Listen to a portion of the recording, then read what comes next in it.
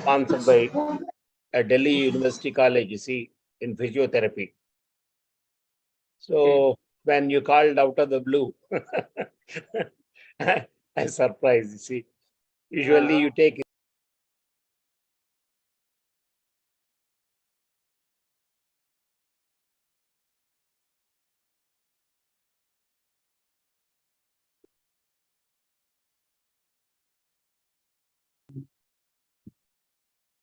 Should we start, Dr. Principal Ma'am? Yes, Dr. Madhumita, please do.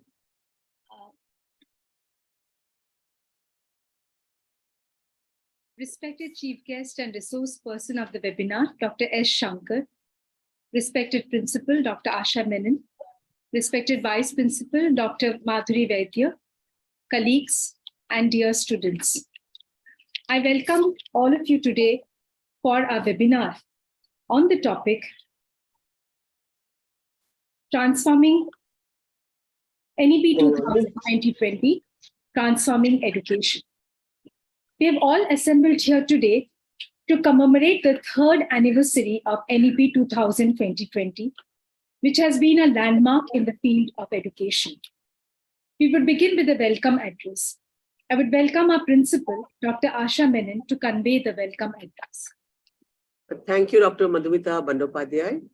Good morning, everyone, and a warm welcome to all the participants to this webinar on NEP 2020, Transforming Education. We are aware that the landscape of knowledge is changing quickly on a global scale. In the present scenario, workforce with diverse skills is in demand and requires skilled workers. Given the rapidly shifting nature of the job market and the global environment, it is becoming more and more crucial that students not only study, but also learn. Therefore, education must help students to think critically and analytically, address issues, be creative, invent, modify, and take in new information in unique and shifting fields. We as educationists believe education must move towards less content and more towards learning about how to think critically and solve problems, how to be creative and multidisciplinary, and how to innovate, adapt, and absorb new material in novel and changing fields.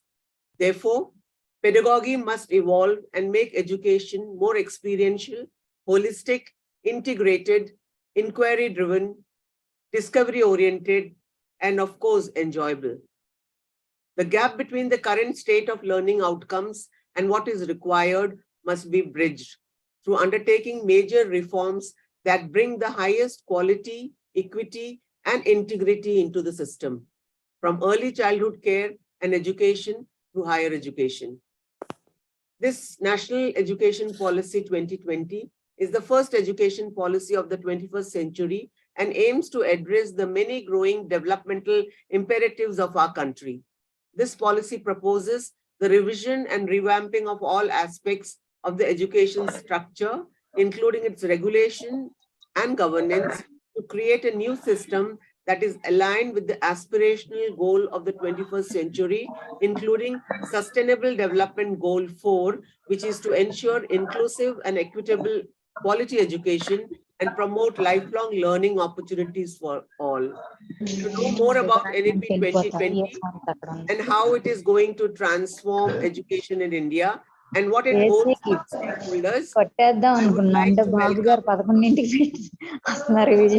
Malika Madam, will you please switch off your mic? Thank you. To know more about NEP 2020 and how it is going to transform education in India and what it holds for the stakeholders, I would like to welcome our eminent speaker for today, Dr. S. Shankar, who will help us in understanding the nitty-gritties of 2020. I would like to thank Ms. Amita Kendulkar, IQAC coordinator, and the Faculty of Arts, Srimati P. N. Doshi Women's College, Mumbai, for taking up this initiative to create awareness of NEP 2020 in all the stakeholders. Thank you all once again. Over to Ms. Amita Kendulkar. Thank you, ma'am. Thank you for the welcome address. I would now welcome the Vice Principal of the Arts Faculty, Dr. Madhuri Vaidya, to convey the concept note to us. Thank you, Dr. Madhumita. And thank you, Madam Principal, for a warm welcome to this entire gathering.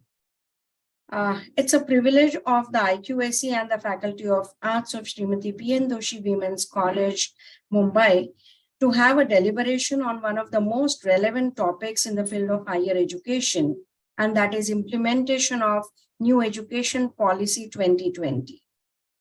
An extremely holistic and inclusive approach promoting self-learning, skill-based learning, and more importantly is choice-based learning, and still much more. As a psychologist, this freedom to think, introspect, and then decide to choose what one likes will indeed result into self-empowerment among the students across the age. NEP 2020 not only talks about various student-centric pedagogies, as mentioned by our principal, but also focuses on easy access at all the levels, effective governance through a school cluster, and maintaining the standard in education across the country through a process of accreditation of primary and higher secondary educational institutions as well. Eliminating the diversity among higher education institutions, which are geographically located at different parts of our country, New Education Policy has set a forward-looking vision, providing the quality education through higher education system. Teaching quality is energized by catalyzing quality academic research in all the fields through a national research foundation. An emphasis on multilingualism and promotion of Indian languages will indeed be a strong supplement to one of the most diversely populated countries like ours. A slight variation in the interpretation of the policy and therefore an implementation from different states shows a dearth of understanding through understanding this policy at various levels. And thus is the purpose of today's webinar to see how NEP 2020 is instrumental in transforming the education. Thank you so much, and over to Dr. Madhumita. Thank you, Dr. Madhuri Vaidya, for this concept note. You have given us clarity on what we expect in the few 1 or 2 hours. Thank you so much. Now, I would like to welcome the IQAC coordinator of Srimati P.N. Doshi Women's College, Mrs. Amita Kendurkar, to introduce the resource person of the webinar, Dr. S. Shankar, to the audience. Ms. Amita Kendurkar. Thank you, Madhumita, and good morning to one and all. It's an honor to introduce such a senior academician, Dr. S. Sankara, former principal of Akineni Nageshwara Rao College, and currently on the advisory board of the college and the IQAC trust. With a career spanning for more than 4 decades in the field of education, under Sir's guidance, he's guided 14 MPhil students and 1 student has received his doctoral degree. He's also on the board of studies of various universities. He's not only published papers at national and international seminars and conferences, but also has organized them and has been a resource person for many. Sir has edited English textbooks based on the CBCS pattern, which are being used in universities all over Andhra Pradesh. Needless to say, he's published various books in the field of English as well as books related to governance in higher education, like benchmarking in institution on higher learning, higher education, realities, challenges and trends and priorities, which are to name a few. Sir has been instrumental in having popularization talks on various talk shows and interviews on various platforms. His work has been recognized by various agencies. He has been awarded the Nation Builder Award from the Rotaract Club, Best Teacher Award by the Government of Andhra Pradesh. These are the highlights of these awards. It's a pleasure having you, sir, and we are really eager to listen to you about your views on the NEP. And I welcome you once again, and I request you to start the session. Thank you very much. Thank you, Amita. It's really an honor to have such an esteemed guest with us today. So it's my honor to invite Dr. S. Shankar for the address to the audience. Dr. S. Thank you Shankar. so much. Can I share my screen now? Yes, please.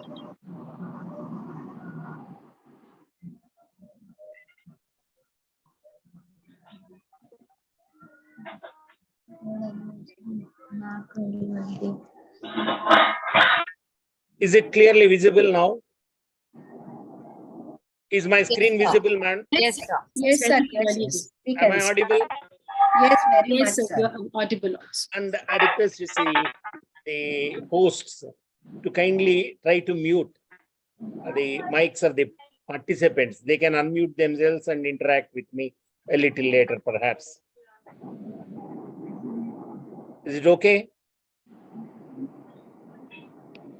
Yes, Right. sir. Dr. Madhuri, shall I continue? Oh, yes, sir. Yeah. A pleasure. Thank you so much. You see, it was nice talking to Dr. Asha Meenan, the principal of this esteemed college, who has been, in fact, you see, yes, go ahead.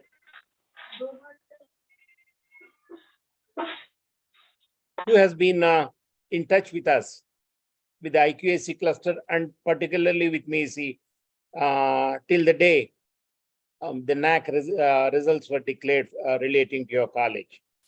And I was one of the people who felt very sorry for this college, an extraordinary college, missed its A+ grade by a very minute, narrow margin of 0.02. But look at the lady. Madam Meenan said, you see, it's okay, sir.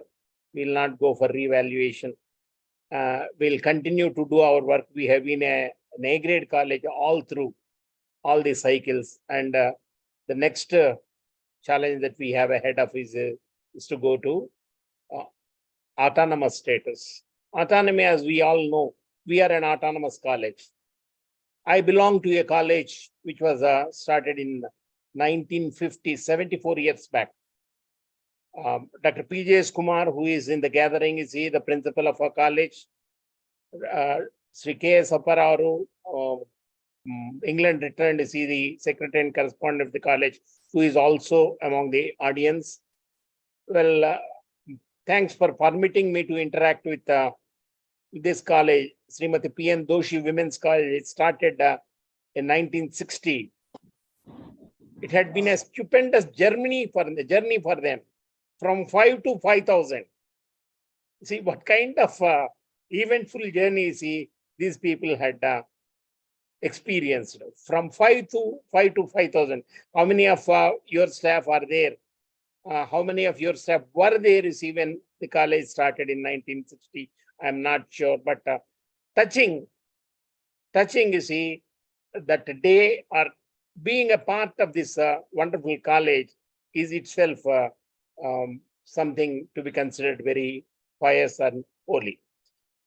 This is, as I told you, this is my 61st lecture after 2019 on National Education Policy 2020.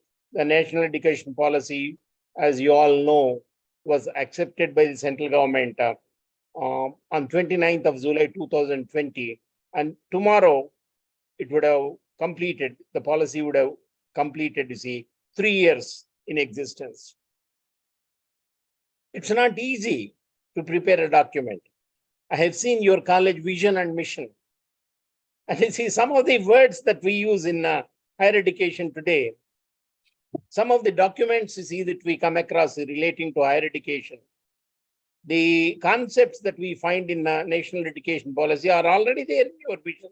I do not know how these people have managed. Have you been visionaries all through? Or is it that you have revised? Yes, go ahead.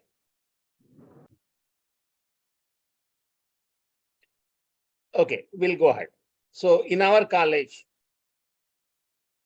which once had almost 5,000 students, it's a rural college. A rural college, it was the 5th college in our university area, brought up to that level by just a few farmers who pooled their resources, who collected money, see, from among themselves when the sale price of 1 acre of land was around 1,500 to 2,500. It was in those days, you see, that the farmers had come together to give almost 25 acres of land for the cause of education, for their cause of future of the area where the college is situated, and we have been doing wonderfully well. We have Padma Vibhushans as students from our college. We have Padma Sris from our college. Jamnal Lal Bajaj awardees from our college. We also have, see, several members of parliament, MLAs. Some were ministers in the state government, and some also had important positions. The famous MS Ramarao, artist, was also a student of our college. These people acknowledge with great gratefulness that they would have become, see, farm hands had this college had they not started, the management had they not started the college in that rural area, 521301 Gudivada, supposed to be a place where temples used to flourish. I'll come back to my subject. I'd been talking to several people, right from Assam to Thoothukudi, where the powerful Samundeswari and Lily Golda madam are there. From Mumbai, where she had been invited to Panvel to deliver in the college, to speak in the college by the management members, see, very powerful members of parliament, see, belonging to the central government, the ruling party now running the central government. And there are people like Dr. Farzana Sabre from Mumbai who had been assisting me in finalizing my presentations. This is the brief background, you see, with which I'd like to go. Having a vision is something, being able to articulate that vision is something, and implementing that vision is something more. So, is it possible in a country like India, with so many lakhs and lakhs of students pursuing their higher education, Kasturi Rangan committee, which submitted its report and which was accepted by the central government, declared that there were 50,000 colleges in India. And it also lamented, you see, Kasturi Rangan committee also lamented that most of them were commercial. Where there is opportunity, definitely there will be opportunities, whether it is in field of education or whether it is in health or whatever service it is. So I would like to take you on this brief journey. Perhaps it would take me at least 2 hours from now to conclude my presentation. Thanks to Srimati P.N. Doshi Women's College, which is started by a wonderful trust which believed in the cause of women's education, and it believed, I conclude, which it believed if a woman is educated, like Rajaji said, you see, 5 men are educated. If a woman is educated, the whole country is educated. Perhaps that is the vision with which this P.N. Doshi Women's College must have been started. Kinina Nageshwar Rao College, yeah, I had been a resource person for this topic and for several topics, and it has been a discovery to me, discovery of India. In the 40s, Jawaharlal Nehru wrote from JLC, but I am outside. And taking part in such webinars, because of my association with the IQAC cluster of India, and knowing, you see, people like Dr. Meenan and others, I'd been traveling, I'd been physically traveling, I'd been also traveling, you see, on the web, making it possible to interact with people like these Madam Meenan, Dr. Vaidya, and so on and so forth, in order to know their strengths and in order to tell what is required. A college like this should, of course, go and get autonomy. So we are already an autonomous college. We have young people. There is one youngster, you see, in our chemistry department, Sudhakar, who has been doing wonderfully well in the conduct of examinations and so on and so forth. How would you travel once you get autonomous status is also an area of concern, not only for your management and principal, for people like me also. We are going to be very keenly watching your progress and wish you the best in the days to come. You must have seen, you see, there is a timeline. Things do not happen so fast. Madam Meenan was able to get things taken up in just one day, arranged a national level webinar in just one day and in less than 24 hours. But bringing out an educational policy and seeing that it is circulated, accepted and communicated and seeing it is implemented is a Herculean task, as you all know. On the left side, you see, you must have seen there are so many. There are at least 4 women ministers for higher education who had something to do with this document, National Education Policy, starting with Smriti Irani way back in 2014 to the present Dharmendra Pradhan, and Prakash Javadekar was at ETC during 16 and 19. But it was Ramesh Pokhriyal. It was during his tenure that it has been accepted, and it was accepted in the COVID time. On the 29th of July 2020, the 3rd anniversary would fall on 29th, and 3 years would have been completed by tomorrow. So the University Grants Commission also wanted to bring a kind of awareness among people related to education, participating in educational endeavors to highlight the cause. The cause of education is important. Policies, all these things come second. But highlighting education is not easy, see, unless you have a framework. You see, unless you have a framework, you cannot be in a position to communicate. And there was TSR Subramaniam, a chief secretary in the central government, you see, who from 2014 till his death, he had been instrumental in preparing a draft of the old education policy, the draft of new education policy, which has also been tabled in the parliament, in both houses of the parliament, and which was also circulated. There was interaction with the people, stakeholders throughout the country, but it did not see the light of the day. Then what happened? It was Kasturi Rangan, the chairperson of ISRO, who has been requested to come up with the document to share all these things with the stakeholders, from schools to colleges to universities, and also, you see, adult education centers, to come up with a finished document. And the finished document has been submitted to the central government. And the central government, once the elections have been completed, has permitted the Minister for Higher Education to accept it.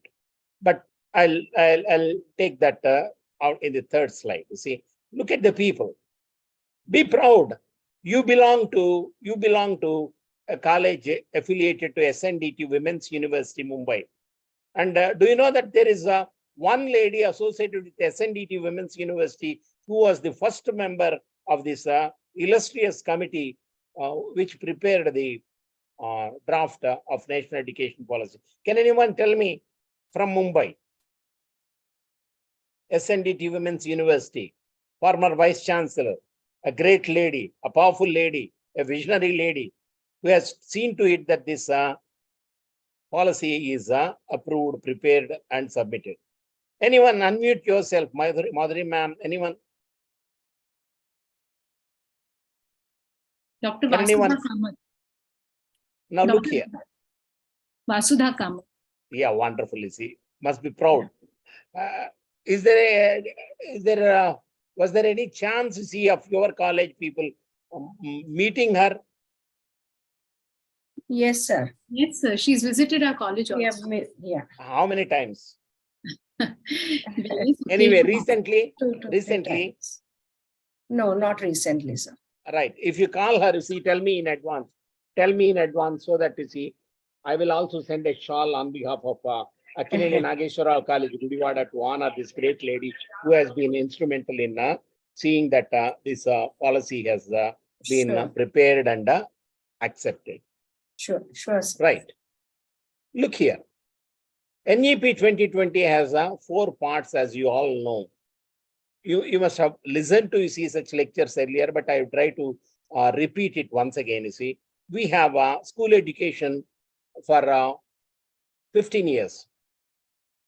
5 plus 3 plus 3 plus 4. 5 include, the first 5 includes pre-KG, then the lower kindergarten, then the upper KG, and then classes 1 and 2, the first slot.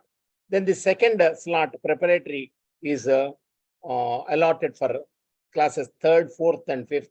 And then you have middle school for 6th, 7th, and 8th classes. And then the secondary school, which constitutes 9th, 10th, 11th, and 12th. In Andhra Pradesh, we call it intermediate education. 11th and 12th, we call intermediate education. I do not know what happens in Maharashtra. The points 1 to 8 deal with school education, early childhood care and education, the foundation of learning, foundational literacy and numeracy, preventing dropout and ensuring universal access. Education should be available to anyone, everyone, including the people living in SCDGs or the so-called slums in the country. And then teachers, curriculum and pedagogy in schools. That is the 4th point. And the 5th point is teachers.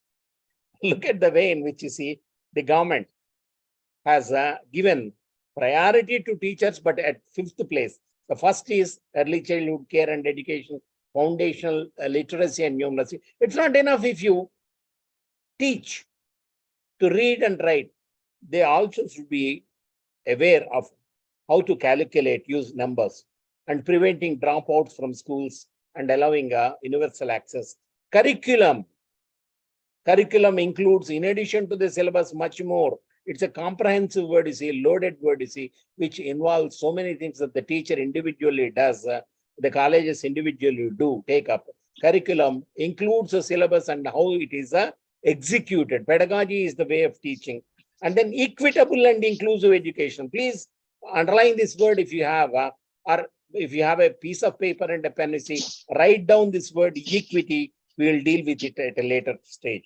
And efficient resourcing and effective governance. It's not enough if you have a policy. How resources are given to colleges is also a matter of importance. And how colleges are administered, educational institutions are administered, it is also of greater importance. And standard setting and accreditation, even for school education. You know what kind of activity has been going on in the country, particularly in Maharashtra, which has imposed a restriction on colleges from getting admissions if they are not accredited. There was a great rush. Colleges, you see, self-financed government colleges, private colleges, rushing to submit their IIQA by the 31st of March in order to see that they are accredited and are ready for the next year admissions. That kind of activity was there. I do not know whether it is continuing or this is the kind of activity that has been going on in colleges. If schools are to be accredited, what kind of race would be there? We have to wait and see. Then the second part deals with, you see, our people relating to colleges, higher education. This second part deals with points 9 to 19, 11 points. And the third point deals with 20 to 24 other key areas of focus, technical education, health education, perhaps adult education, and so on. And the last part, points, only 3 points, 25 to 27 deal with how to make it happen. It is enough, you think, if a document is prepared, but there should be somebody to carry it through, to see that it is communicated, that it is taken through. So how it is to be implemented, what is it that the Kasturi Rangan committee has outlined in their document, you see, we'll see step by step. Higher educational institutions must play a role in developing India. How? Yeah, as per the constitution, you must have seen the right side picture. In a democratic, just, proper, fair, reasonable, socially conscious, trying to do something for society. Cultured, we have the culture. When other countries were not there on the world map, we had a cultured society and a humane nation trying to go to the succor of people suffering, upholding liberty. In all these things, what do you need? You want freedom. See, freedom is of the essence. If I am asked to choose between living in a hut or in a big bungalow lined with, gold doors and gold bar, without any freedom, I would rather choose a hut. That is the tendency of human beings. Upholding liberty, equality. Look at this. Equality is a word which is repeated again and again in the Constitution. But equity is a word, as I was telling you, it has not been repeated at least once. It doesn't find a place in the Constitution. But why equity is important, we'll see. Fraternity, brotherhood, and justice for all. Now, a small question to Madhuri Madam. You can unmute yourself and tell me. Am I going too fast? No, sir. It's You're okay. absolutely at Am the I right. audible, visible, and Absolutely. are you able to follow me? Absolutely, sir. Okay, Absolutely. see, we have 1.5 hours more. I have finished almost the first slide of the 70 slides. HEIs must contribute towards sustainable livelihoods. Yeah, SDGs, World Health Organization and World Bank declare sustainable livelihoods and economic development of nation and make it a knowledge economy and society. So it is not enough if you educate. It should become an economy, knowledge economy and a knowledge society. That is the reason with which educational policies are prepared time and again and implemented periodically. Vision for India's higher education system as per NEP, National Education Policy 2020. It wishes to develop well-rounded. It is already there. It is already there, you see, in your college vision and mission. You see, our college also has a vision and it wishes to educate people, you see, from an agrarian background. Your college also speaks to your vision and mission, speak about develop well-rounded creative individuals with economic independence. Suppose you want to perform the marriage of a boy and a girl in their youth. That'd be wonderful, you see. Youth marriage is wonderful. But if you say that they will not get a single pie, they would not be amused. Economic independence is the yardstick with which you see people measure themselves or the governments or their policies. In addition to that, you see, the policy wishes to develop character, ethical, proper behavior, and abiding by constitutional values, intellectual curiosity. They should always be the desire to know what is happening, not behind, you see, the closed doors, but curiosity to know what next.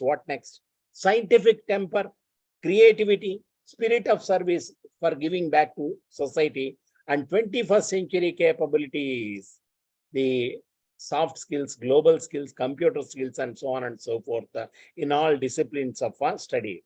Why? It also should have identified sets of skills and values which are incorporated at each stage of learning. It must result in a skilled nation that can find and implement proper, robust, strong, powerful solutions, answers to its own problems. If you want to do something for others, you wish to have a solution for your own problems. You see, the country that wishes to lead others must be able to lead itself first. These are the ideas that have been presented in this slide. And in NAC questionnaire, in AQARs and SSR, you have this question, how the institution is providing value-based education and so on and so forth. This is only for information. We have, Kasturi Rangan said, see, we have inadequate mechanisms for merit-based career management and progression of faculty. If there is a teacher qualified, like our Dr. Farjana is there, qualified, you see, empathetic, friendly, humane, helping people. If you have inadequate mechanisms for career-based career management, for merit-based career management and progression, people will not be happy. and lack of research. See, look at this. These are the words from a man of international eminence stature, Kasturi Rangan, and his committee. It says India doesn't have facilities for research, lack of research and funding across disciplines, poor administration, governance, and leadership of IAS. It is true. It is true. Ministers say that, officials say that, but nothing is done to ameliorate the situation. A regulatory system not empowered to close fake colleges. University Grants Commission itself laments. We have in Delhi several universities which are not recognized by the University Grants Commission. They are continuing there. We are not authorized to take any penal action against them. They are going with a paper, is an order from the maybe High Court or Supreme Court, and we are not able to prepare them. Fake degrees, fake doctorates, fake education. That is the situation which Kasturi Rangan committee found and reported. Large affiliating universities resulting poor undergraduate education in colleges. So many, sometimes you see, there used to be 900, 1,000, 700, 800 colleges which are affiliated to the university, and perhaps the university could not even go or visit or send somebody to look at the college. How can you think of administering? This is the precarious situation that existed in India at the time of preparation of NEP 2020. See, it takes a lot of courage. You know, you are in a state where so many things are happening politically. I do not want to spell them out, you see, open them up, say, like peeling a banana and giving it to you. No. So many things happening in Maharashtra. Political things happening in Maharashtra. A powerful government is at the helm of affairs at the national level. Giving a document like this, telling them you are not doing anything. This is the worst kind of scenario that can be seen by anyone, and we have witnessed this. This is what we are presenting to you. They have, without any fear or favor, they have presented the document. And the greatness of the team is that they were courageous to present a document, you see, with so many negative words. But there is another party which is much more great. The government itself, the central government itself had accepted. If you are a powerful king, if you are a powerful ruler, and somebody says that, or somebody tries to point a finger at you, what would you do? Well, you see, there will be no finger, or perhaps no head. But the government, you see, magnanimously accepted in toto, verbatim, without changing any word of the report, and accepted, yes, we know. But in spite of that, we will continue. We will continue to do it and give us our your recommendations. And this is the result. We have recommendations here. Multidisciplinary universities, and this is a word, you see, I found in the vision of the college. Your college. Multidisciplinary universities and college, at least one in every district. Multidisciplinary undergraduate education. Faculty and institutional freedom, autonomy. Autonomy is the way in which people can govern themselves. We are an autonomous college right from 2018. You see, we have wonderful youngsters taking up the work. One vice principal, you see, looking after autonomy. Before him, the present principal, Dr. Kumar, used to look after autonomy, getting papers set, declaring result, you see, making a record of the way in which, you see, the question papers have been prepared, submitted, answered, evaluated, and so on and so forth, going ahead. Well, multidisciplinary UG education, faculty and institutional autonomy, revamping, restructuring curriculum. Curriculum, as I told you, it encompasses not just syllabus, much more. How you implement to see the syllabus that has been prescribed by the university. Pedagogy, the way you teach. Assessment, how you evaluate students, and how you support students. Merit appointments, career progression. In Nanded, I was speaking on this subject, and one of the speakers asked us, is it possible to have merit appointments in India? What can be done? What should be done? I just told him, you see, there was another speaker who was asked this question and he was not prepared to answer it. You say, I asked him, can I answer it in your place? He said, go ahead. And the person who asked the question also, okay, sir, please give us an answer. Recruit your teachers just as you recruit your soldiers. That would be merit appointment. If you recruit your soldiers who are not physically good, who are not committed, who are not dedicated to the cause of nation, what will happen? India would have suffered. But we recruit our soldiers in the best manner possible. Same kind of merit appointment should be there in the cause of education. Career progression also should be given importance based on their teaching, research, and service. Then for this, what is to be done? A National Research Foundation is to started to fund research. Higher education institution administration or governance by independent boards, BOG, Board of Governors, with academic and administrative freedom. Light but tight regulation. There should be regulations, but they should be light but leak proof. A single regulator for all of higher professional education. If you go to an ATM, you can withdraw money, you can check your balance, you can print your passbook and so on and so forth. But in education, you see, you have to go to sometimes the Higher Education Council, then the state government, to the university, and to several other groups in order to get one permission. So they want to centralize these things in a lighter manner, but tight manner, one regulator for higher education. Then you have increased access, a single regulator for all of higher professional education, increased access scholarships for disadvantaged and underprivileged students who come from the weaker section of society, SEDGs, socio-economically disadvantaged groups. They have to be given education supported.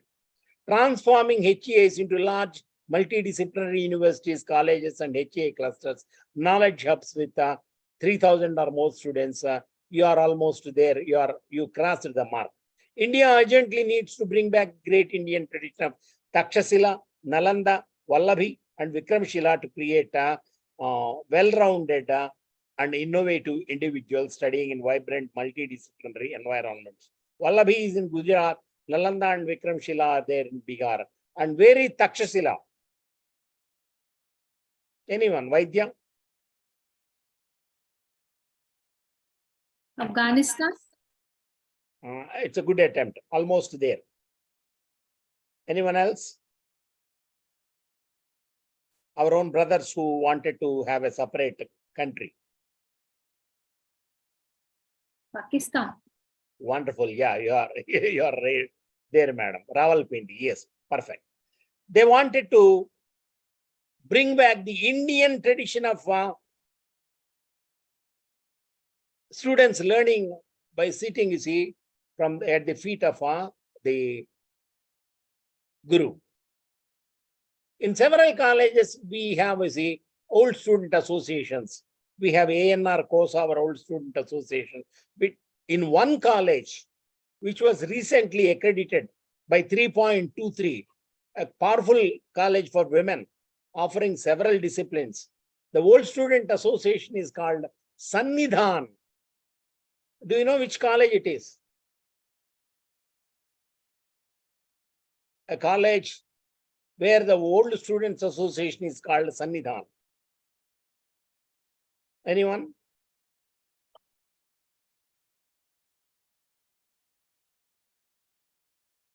The old student association of this college, Srimati P. N. Doshi College, is called Sannidhan, where they want, yes. It's Is it right? It's Sanidhya. Sanidhya. Okay, Sanidhya. Yeah, Sanidhya, Sannidhan, they are all more or less similar words. Sanidhya. You go to the innermost sanctum sanctorum of the temple, and you think you are in the Sanidhya or Sannidhan of God. If you go to Balaji temple or any temple, Shirdi, if you go nearer to the Lord, you think you are in the Sanidhya of the God. Here, this college is also, I do not know how visionary they are, how they named this Sanidhya, nearness, proximity, closeness. They wanted the old student association to be called Sanidhya, where the students sit at the feet of their teacher, learning languages, learning tarka, learning analytical skills, learning chemistry, learning physics, learning construction, and so on and so forth. And the education system to create well-rounded, innovative individuals studying in vibrant, multidisciplinary environments.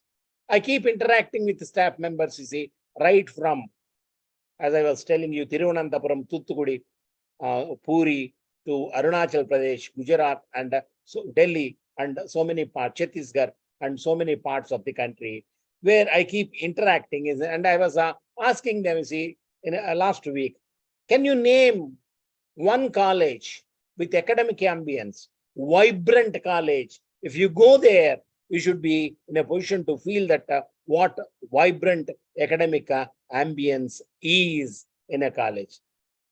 Not even 10 names came. Not even 10 names came. In a college, in a country where you have 50,000 colleges, not even 10 colleges came. The names of 10 colleges came. You can add to that list, let us see, a vibrant multidisciplinary environment where the students, once they enter the portal of the college, they should feel like studying and excelling. You also have a link here relating to the 16 ancient universities of India from 3,600 years of BC to the present. And then we have come to the next point, 10. Higher education system shall have high quality teaching, research, and community engagement in research intensive universities, teaching intensive universities, autonomous degree colleges, autonomous degree granting college. There will be only 3 types of colleges. No, this university, that university, deemed university, and so on and so forth.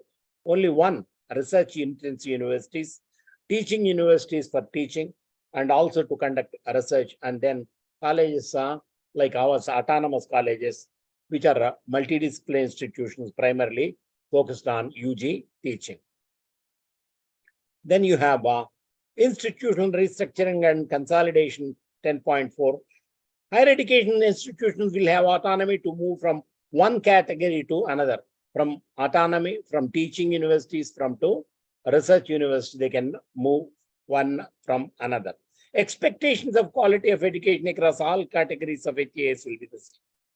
Suppose a peer team with me as a member perhaps goes to a corner of the country, and there the people perhaps, if they ask, sir, we are in a disadvantageous position, our situation is very weak, financially we are not sound, can we be graded in a different manner?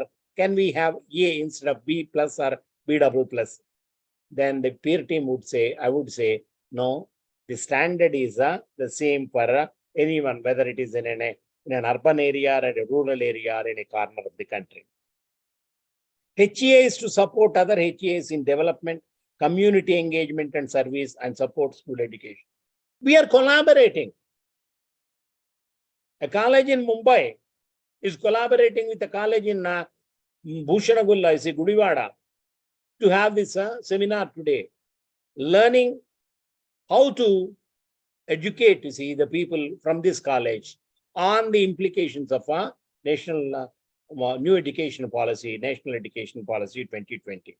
In addition to doing these activities in a collaborative manner, we have also to give support to school education, because it is from schools that the products come to the college.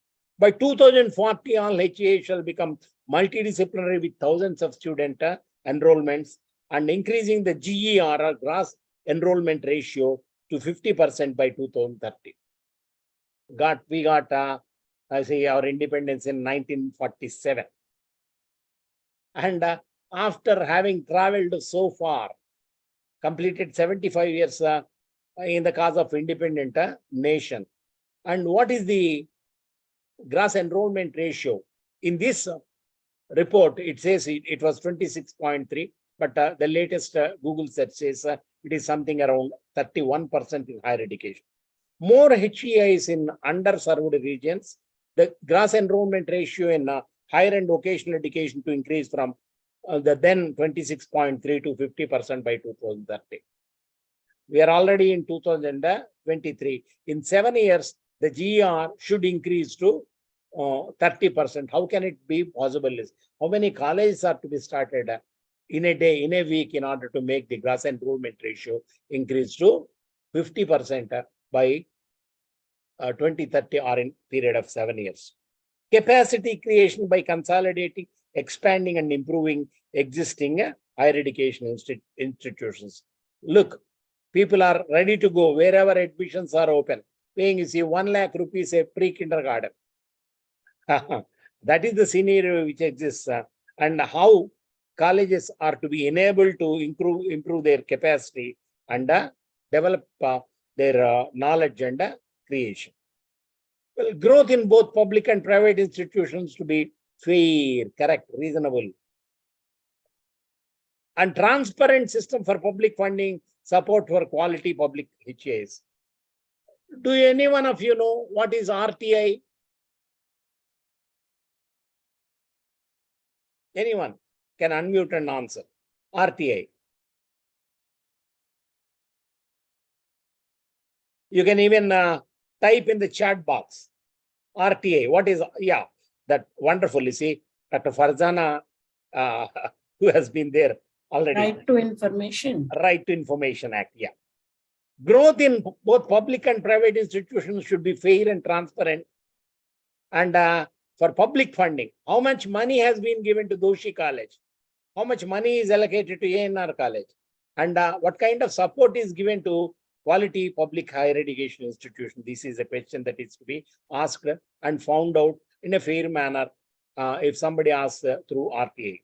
All institutions may run open distance learning and online programs if accredited to do so. Your college, if you are accredited by the University Grants Commission under the affiliating university, you can also conduct open distance learning courses and online programs. Single stream HEAs will become multidisciplinary. No college should be there with a college of arts, with a college of science, with a college of commerce. No, that kind of nomenclature will have to end. All HEAs will move to full autonomy, academic and administrative autonomy. Quality private institutions will be encouraged. You see, whether they're aided or unaided or self-financed, they'll be encouraged, says the policy. How it is going to encourage these private institutions, let us wait and see. In 15 years, affiliated colleges, it was accepted in 2020. In 15 years means that is 2035. In 15 years, affiliated college will be phased out, removed through a graded system of autonomy. Look at the deadline you see on the right side. There is a deadline, only 15 years. Existing affiliating university will be responsible for mentoring its affiliated college. It is the responsibility of the university. And there have been, you see, complaints from the south of India, a highly literate state with visionary people spreading throughout India, throughout the Gulf.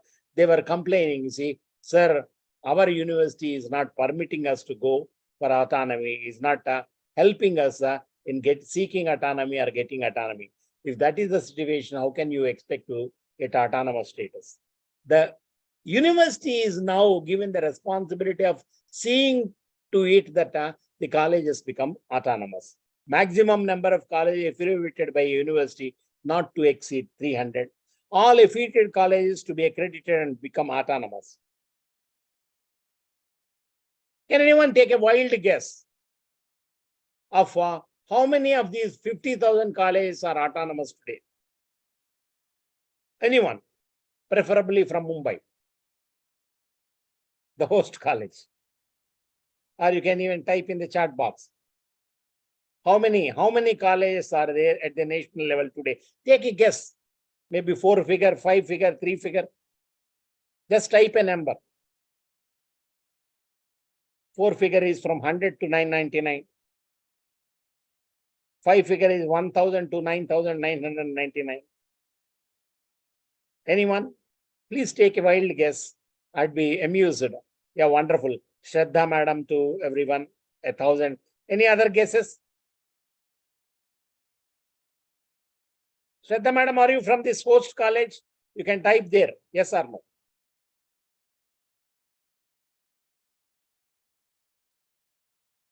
Got it? You can just type, you see, are you from the host college? Right. 1900. Vinod sir, 1900. Wonderful. That's a good guess. Educated guess, but you are a senior member. Vinod sir, I have seen you. Anyway, colleges will be encouraged to go for accreditation. It's a precondition to get autonomy and to become autonomous. Look at the number. Look at the number. You have, as on 12th of June 2023, you have 979 colleges which are autonomous. Can anyone unmute yourself and tell me, can anyone tell me which state has the highest number of autonomous colleges? Please unmute yourself. Please feel free. Are you able to see my map? Yes or no? Shraddha said Andhra. No. Tamil Nadu. There is somebody, Raju Chauhan. And It's then Tamil Nadu. Kavita Yadav, Tamil Nadu. Yeah. I request you see Kavita madam and Raju Chauhan, when they go home, collect to see 100 rupees from the head of the family. Because you see, I cannot tax your Vaidya madam to give you 100 rupees for coming up with the correct answer. And which state has the second highest? Maharashtra. Wonderful. And which state has the third highest? Andhra Pradesh. Yeah, thank you so much. See, for recognize Andhra also. We have 141 here. We have 141 in our state, whereas Tamil Nadu has 252 and Maharashtra has 157. And in this country of 50,000 or more colleges, 670 colleges, 617 colleges from the south, starting from Kerala, Tamil Nadu, Karnataka, Andhra and Telangana have 617 colleges which are autonomous. I have not added Pondicherry and Goa colleges, the 5 colleges from Pondicherry and Goa, because they are union territories. 600, the major chunk of autonomous colleges are from the south. Why? And somebody said, why not? Somebody said, why? Why not? Yeah. So integration of all higher education into one higher educational system, including professional and vocational education. Bringing together, the system has to be brought together. Professional education and vocational education will also be part of higher education. The present complex nomenclature of HEAs in the country as deemed university, affiliating and so on and so forth shall be replaced by university. There will be only one word when you refer to a university, it is only one, that is called university. And now I am able to come to the third point. You see, we are already we already reached 11:56, and I have been able to complete 2 points, 9 and 10. We have up to 27 to lead. Don't worry, I'll conclude. India's tradition of holistic and multidisciplinary learning must be brought back. Kadambari described a good education as knowledge of the Chatushashti Kalas or 64 Kalas. I do not know if I have this picture with me in this presentation. Try to download, make a note somewhere, get a A3 print, color print, or perhaps A0 color print, you see, of the Chatushashti Kalas, 64 Kalas as propounded by Bhanabhatta in Kadambari. So India should bring back the tradition of bringing the Kalas into the present educational scenario. UG education in humanities and arts to be integrated with STEM, science, technology, engineering, and maths for positive learning outcomes. If there are any students in +2 in the audience, tell them whether you wish to go for BA or BSc or BCom, you have to know that every educational system, every degree that you pursue should be one supported by science, engineering, technology, and maths for creating well-rounded individuals with 21st century capacities. 21st century capacities, technology use, working in groups, meeting deadlines, and not being tied by timelines, but being able to work throughout the 24 hours. So many capacities have to be developed by our students. Engineering will move to holistic education with more arts and humanities. Even engineering colleges are required to introduce humanities, arts and humanities. Then somebody would ask, you see, is commerce humanity, a part of humanity? Last week, or even this week, the Supreme Court delivered a judgment, you see, in AP versus some applicants who said they are pursuing BCom, but BCom is supposed to be a commerce degree, and there are so many vacancies of teachers being filled up with arts graduates. Please tell us whether we come under commerce graduates or whether we come under arts graduates. The Supreme Court ruled in their favor, said commerce is also part of arts. The way of selling, it is an art.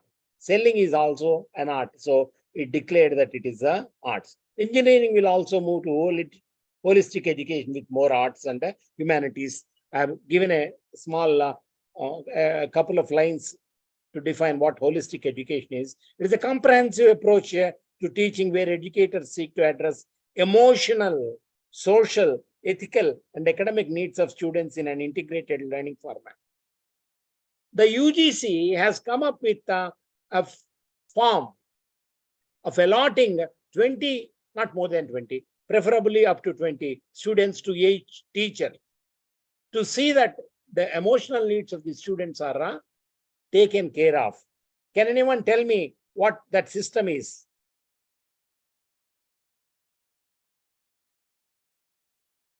Anyone? Emotional needs.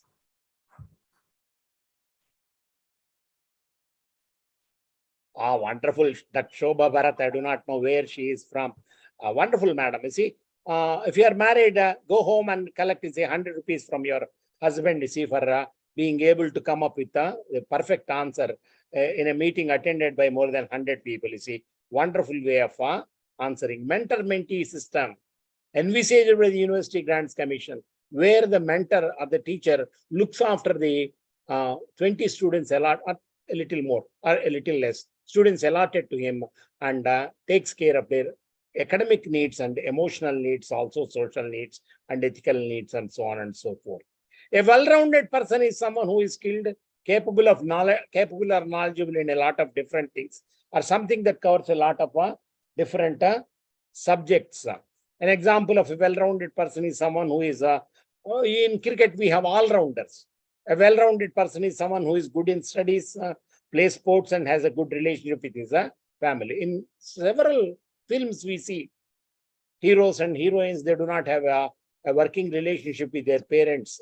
So it's not for the good of the country, for the good of the family. What are the 21st century skills that are required to be taught to students?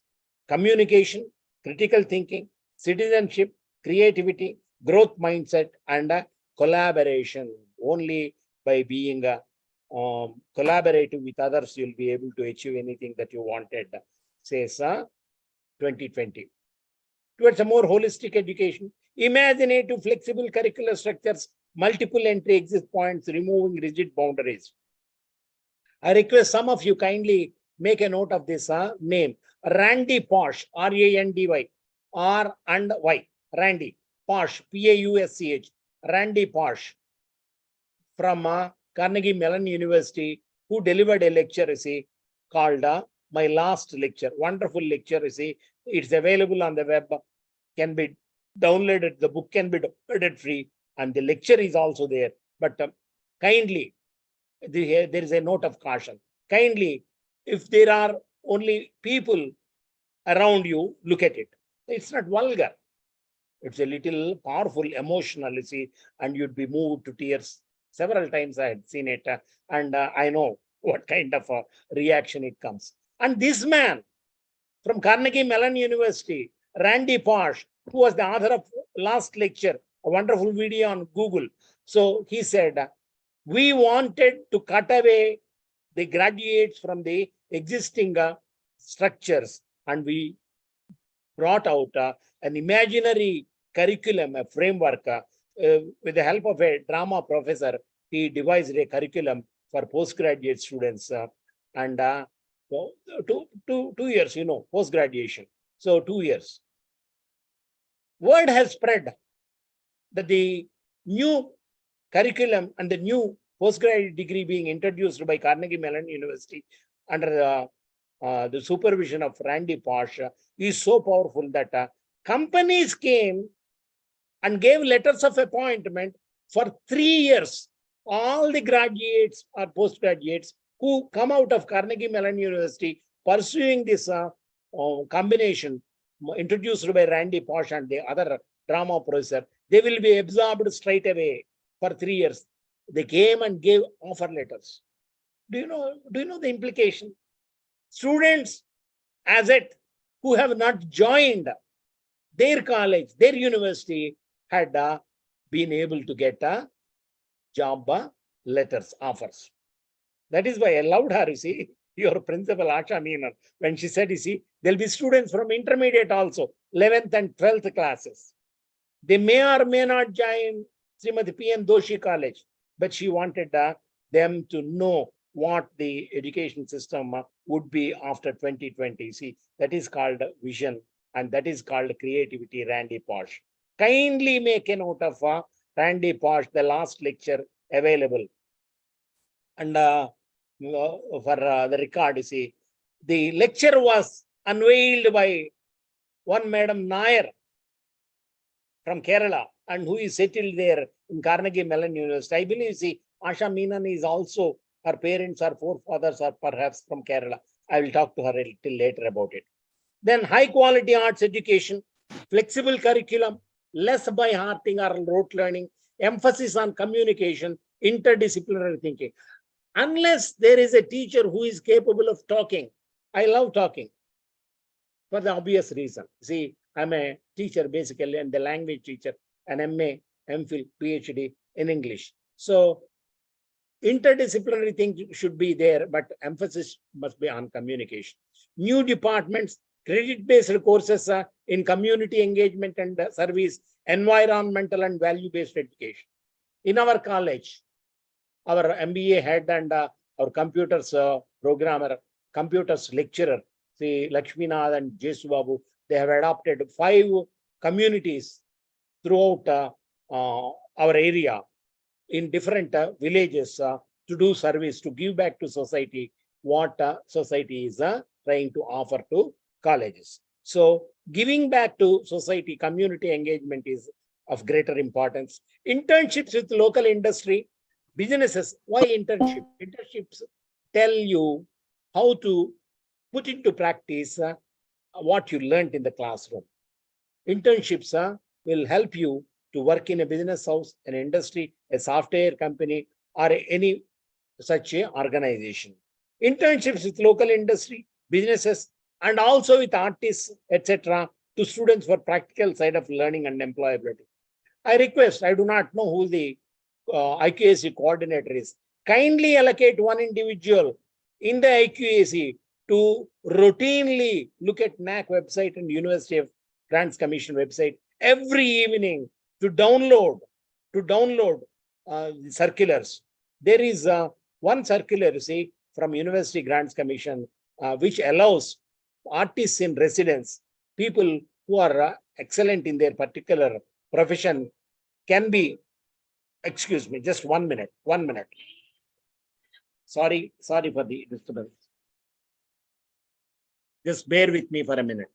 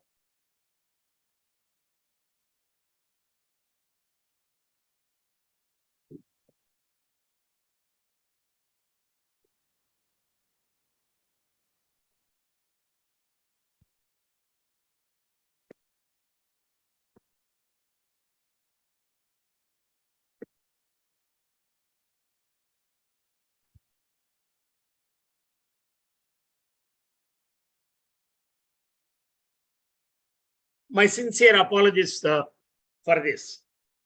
I had to book a gas cylinder, and my head of the department at home is the principal of a different college, and I am left alone.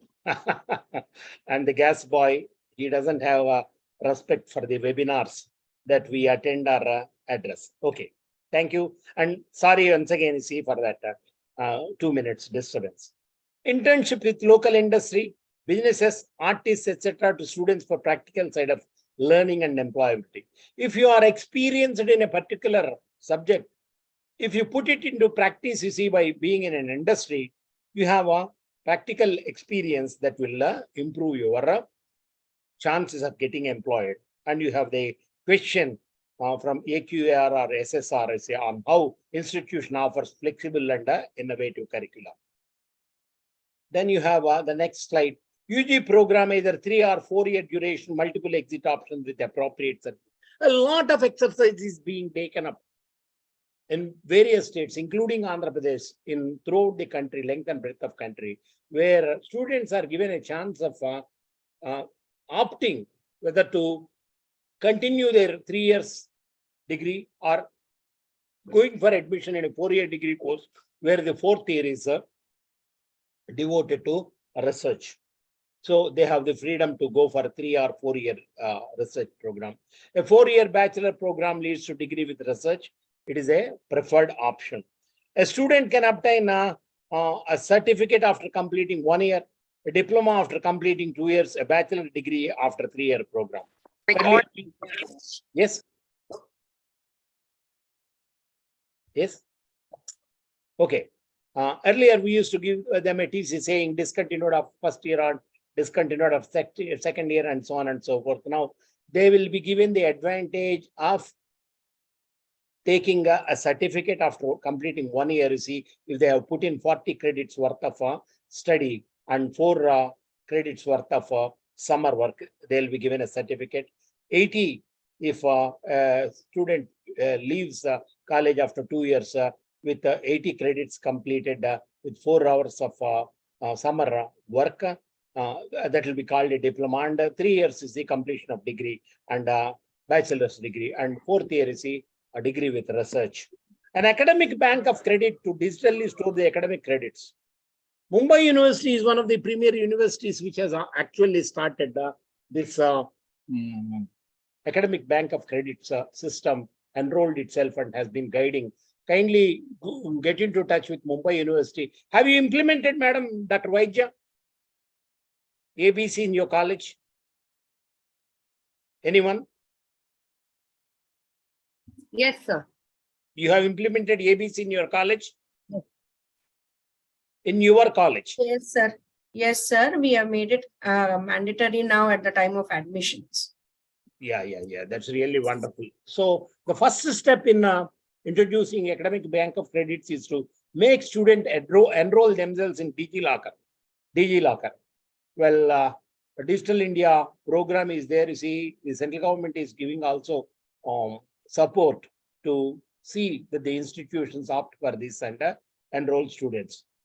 After second semester, if a student chooses to see one major instead of a different major, he can think of changing after the completion of second semester also.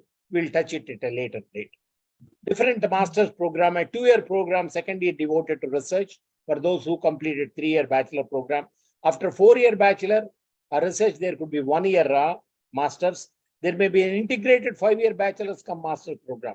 A student after intermediate or class 12th joins, studies for 5 years, gets a degree and a PG with a dual degree, see, bachelor's and master's program. Undertaking PhD requires a master's degree. So you can't say, I studied 4 years in UG. I can go for research. No, that cannot be possible. And a 4-year bachelor's degree with research. MPhil program shall be discontinued. No more MPhils. The picture is only illustrative, see on the right side of how doctorate degrees are reached. Then MERUs, multidisciplinary education and research universities. MERU. M stands for multidisciplinary education, research or universities. On par with IITs, IIMs, etc., to be set up to reach global status are the Ivy League universities in the eastern side of United States of America. Focus on research and innovation, startup, encouraging, you see, people, technical subject people or anyone to come up with, you see, some kind of industry or set up business. Incubation.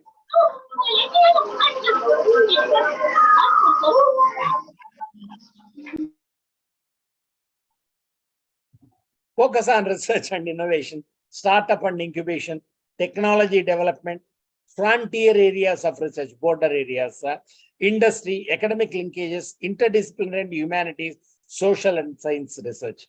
All these will be given some kind of a focus. Look at the list of things.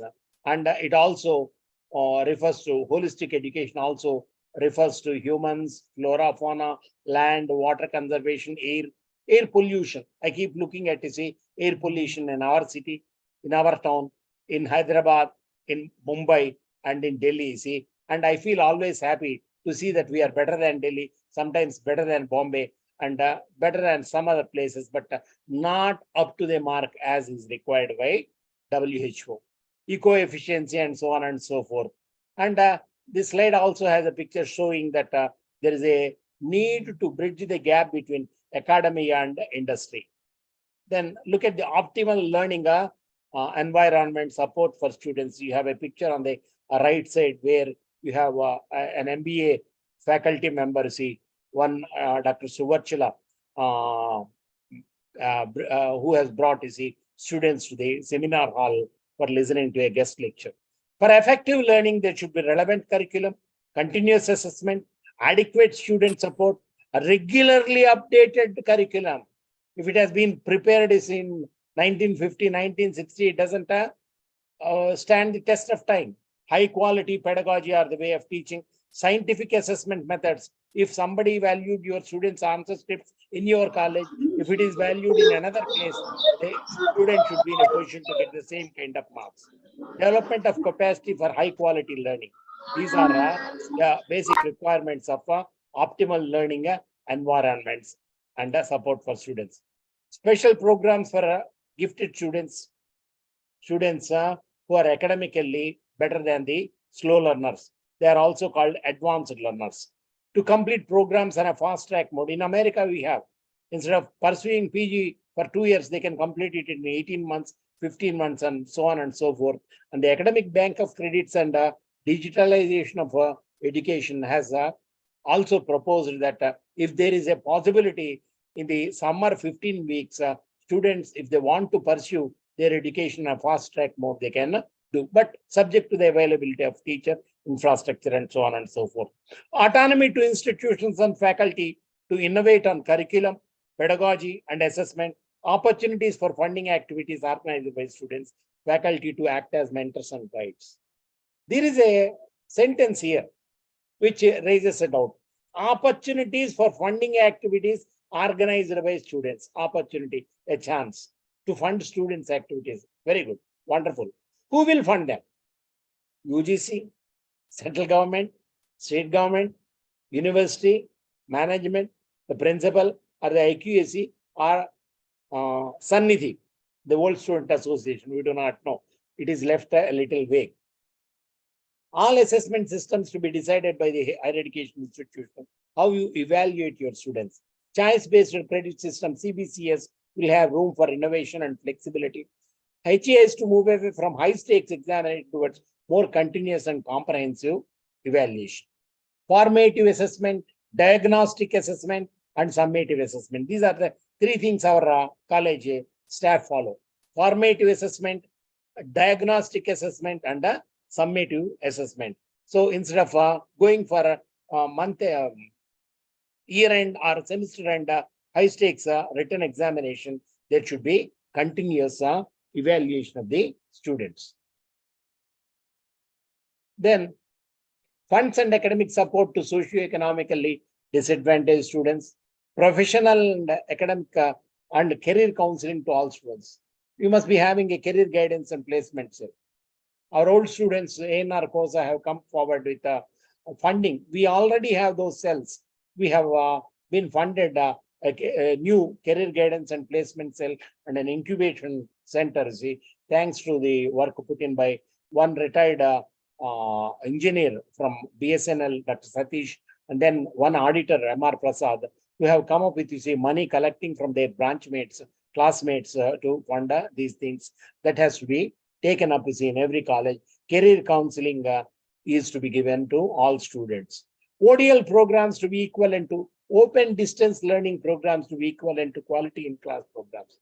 When the colleges used to recruit teachers for teaching MBA, they discouraged staff having a degree from distance education. Now the UGC has authorized anyone having a distance education degree is also equally welcome. All programs to achieve global standards of quality with internationally relevant curricula to attract international students in India. Hundreds and thousands of international students come to study in India, mostly from the Gulf. A few from African countries, Nigeria, and so on and so forth. But hundreds and thousands of our students go to America, European countries, and even East Asiatic countries. And there were the students in Ukraine also pursuing their MBBS. That is the situation as prevailing. Mobility to Indian students to carry out research abroad. This is also seen by Kasturi Rangan Committee. Internationalization, premium education at affordable cost, high-performing universities to set up campuses in other countries, world universities from top 100 list to be permitted to operate in India. I will take a vote here. Will it be helpful for our colleges and universities if universities from abroad, which are there in the 100 universities ranking, top 100 universities ranking internationally, if they also come and open colleges and universities in India, will it have a negative impact on our colleges and universities? Anyone? You can say either yes or no. I think Professor Panigrahi is there. Anyone? You can say yes or no. Will they be, if colleges and universities from abroad come and start campuses here, will it be beneficial to us? Some said no. And Dr. Shobha said yes. And Dr. Suvarchala also says yes. That's good. We have to welcome. We are on the border where innovations are spreading. On the frontier, we have to make it possible for students to get educated. So it would improve the standard, the qualification, and the competitive perspective of the colleges existing. So they can be welcomed. Research collaboration and student exchanges with global institutions. Credits acquired in foreign universities to be counted for award of a degree. This is wonderful. This is really wonderful because you see, if you complete one degree, you have Mumbai University famous for its MOOCs, and Coursera you have. There are several platforms offering education nationally or internationally. if your student pursues that degree elsewhere, should they be treated as equivalent? Yes, says the report. Student participation in sports, culture, arts activity, etc. Support to rural and small town students, counseling system in all HEIs. These have to be taken care of. Sports, culture, arts activity, community service, etc. In these areas, students should participate in good number and they have to be encouraged, and there should be counseling systems. The picture is from our gymnasium where International Yoga Day was performed last year. The picture has been taken by one of our staff members, a young lecturer, you see, an old student of our college, famous for his Coco participation. One, Mr. Gopi, has been able to bring about, say, a kind of energy to the sports also. HEA is to be more responsive to feedback and student needs. In all decision-making bodies, not just because of IQAC, but in other decision-making bodies, you have to enroll students in libraries, in sports groups, and also IQAC, you have to enroll students. Financial support for students, expanded national scholarship portal for comprehensive financial support. Private HAs will be encouraged to offer larger number of freeships and scholarships to their students. Look at the tongue-in-cheek way in which the recommendation has been placed here. So colleges will be encouraged, if they are private, they will be encouraged to give more and more scholarships. We have come to next point. 13, point number 3, you see that a statue is the statue of world famous cinema actor, Dr. Akineni Nageshwar Rao, Dada Saheb Phalke award. You see, in front of him, you can see our principal and the secretary and correspondent. You see, performing so many things in the college and making the staff capable and also energizing them with a motivation. Faculty recruitment, career progression, etc. will be systematic. They'll have professional development opportunities and increased compensation. Here I have my own doubts. Increased pay.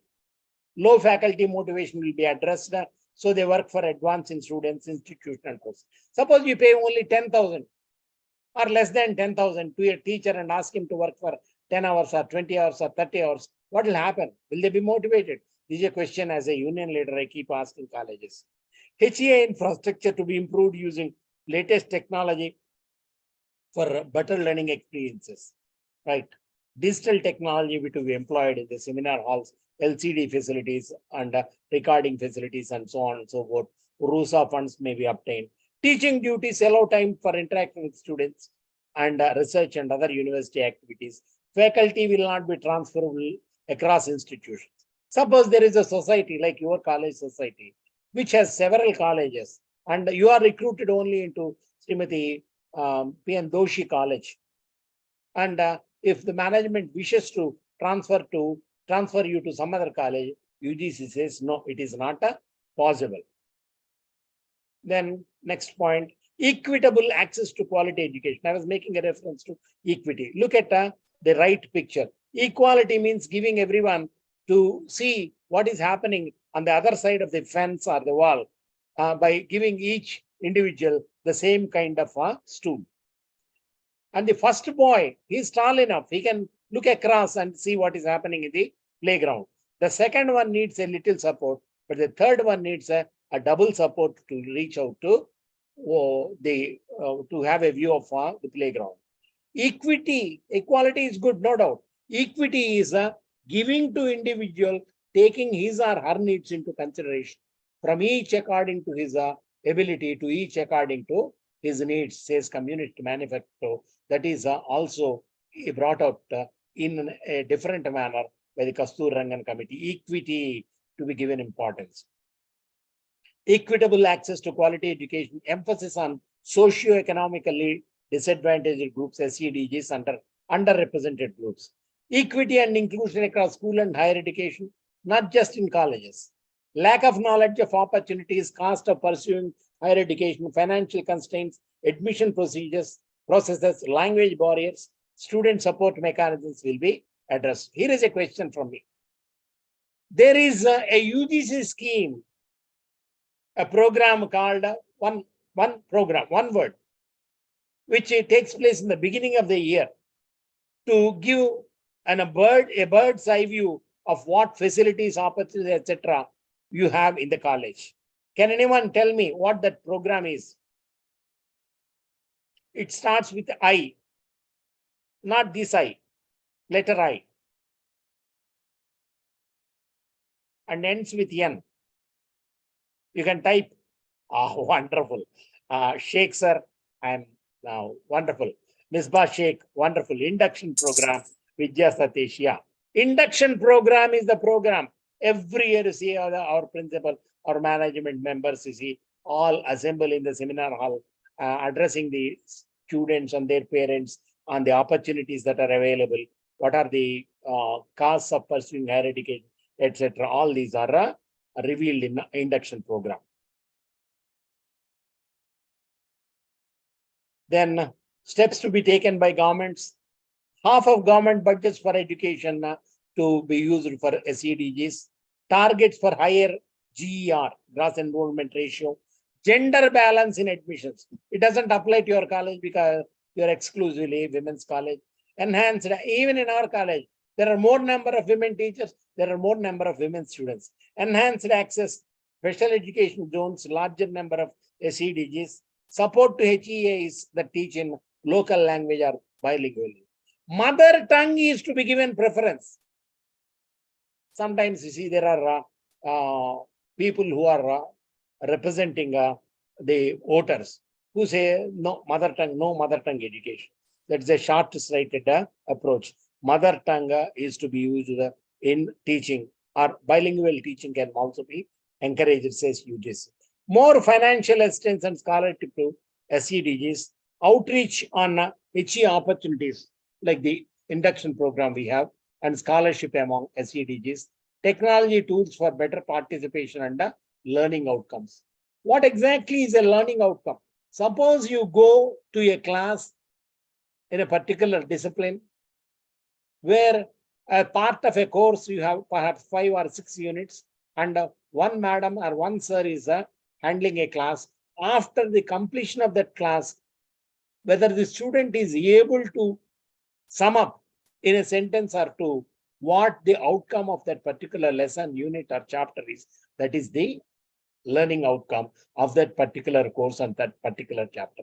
All the courses put together will be summed up by University Grants Commission has already done, will be summed up by the college as graduate outcomes. POs, PSOs, and it was our college in 2019. It was the first college in the whole of Andhra Pradesh to organize a workshop on outcome-based education and brought out an ISBN numbered book, you see, running to perhaps 300 pages or more.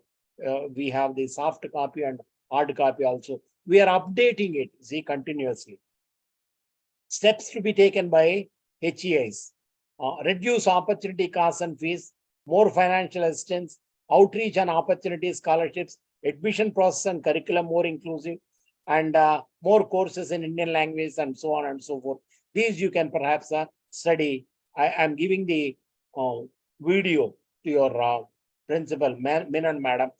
There is no bar on using information. We in the IQAC cluster, we in ANR college, believe that knowledge is to be shared for the improvement of the teachers and also the taught. Then teacher education, I'll just skip this because you are not a teacher educational college. Teacher education, Robert Frost. Can anyone tell me who Robert Frost is? Anyone? Who is Robert Frost? You can type in the chat box. Wonderful. Yeah. Vinod sir. Vinod sir. Wonderful. You see. And I think, you see, this is an educated crowd. This is an educated or a responsive crowd. Robert Frost is the unacknowledged poet laureate of United States of America. A poet laureate is there only when there is a kingdom or some queen ruling, but he is unacknowledged poet laureate of United States of America. He said, I'm not a teacher, but an awakener. You see, you are all also like that. You are awakeners. You see, what teacher education has in store, it is touched up in these 3 slides. Then vocational education. In addition to the regular degrees, you have to develop the skills. LOCF, learning outcome-based curricular framework with this, and skill-enhancing courses, diplomas, degrees, certificates are also there, introduced by UGC. 3 of our departments, computers department headed by Mallika, management department headed by Lakshminath, and chemistry department headed by Shivanath and Sudhakar. They are also running, you see, one skill development course under this. Lack of vertical mobility for vocational students addressed through National Skill Qualification Framework in 2013. Hitherto, so far, vocational education is perceived to be inferior, but it is not like that. Integration of VE into mainstream education is to be introduced in a phased manner. Every child must learn at least one vocation and is exposed to several more, says the NEP 2020. And then by 2025, at least 50% of learners to have exposure to vocational education. Then look at point number 17. We have only 27 points. Promoting high quality research, knowledge creation and research for growing and sustaining large, vibrant economy. It is not enough if you study the same things. In frontier areas of research, you have to do something. To become a leader, India requires expansion of research capabilities and outputs. Research and innovation, they flourish only when they are funded. And India is investing only 0.69%, whereas other countries are investing more. So high quality research, not just in sciences, but in arts and other disciplines, will also be encouraged. Innovations in sciences and social sciences are also extremely important. Research and innovation occur in an environment where a strong culture of research and knowledge creation exists. Where do people conduct research? In an atmosphere where there is a scope, possibility for conducting this. If you go to a Tyagaraja Gana Sabha, if you go to a music concert, what will happen? A wonderful musician is singing there, and with their knowledge or without their knowledge, you see, almost all the audience, they move their heads this way and that way. Some trying to mark tala on their thighs, not on the other thigh. So this is the research temper that is being mentioned here. That kind of research temper should flourish as if you are attending a music concert in a college or in a university. Research temper should be there, and it flourishes only in multidisciplinary universities.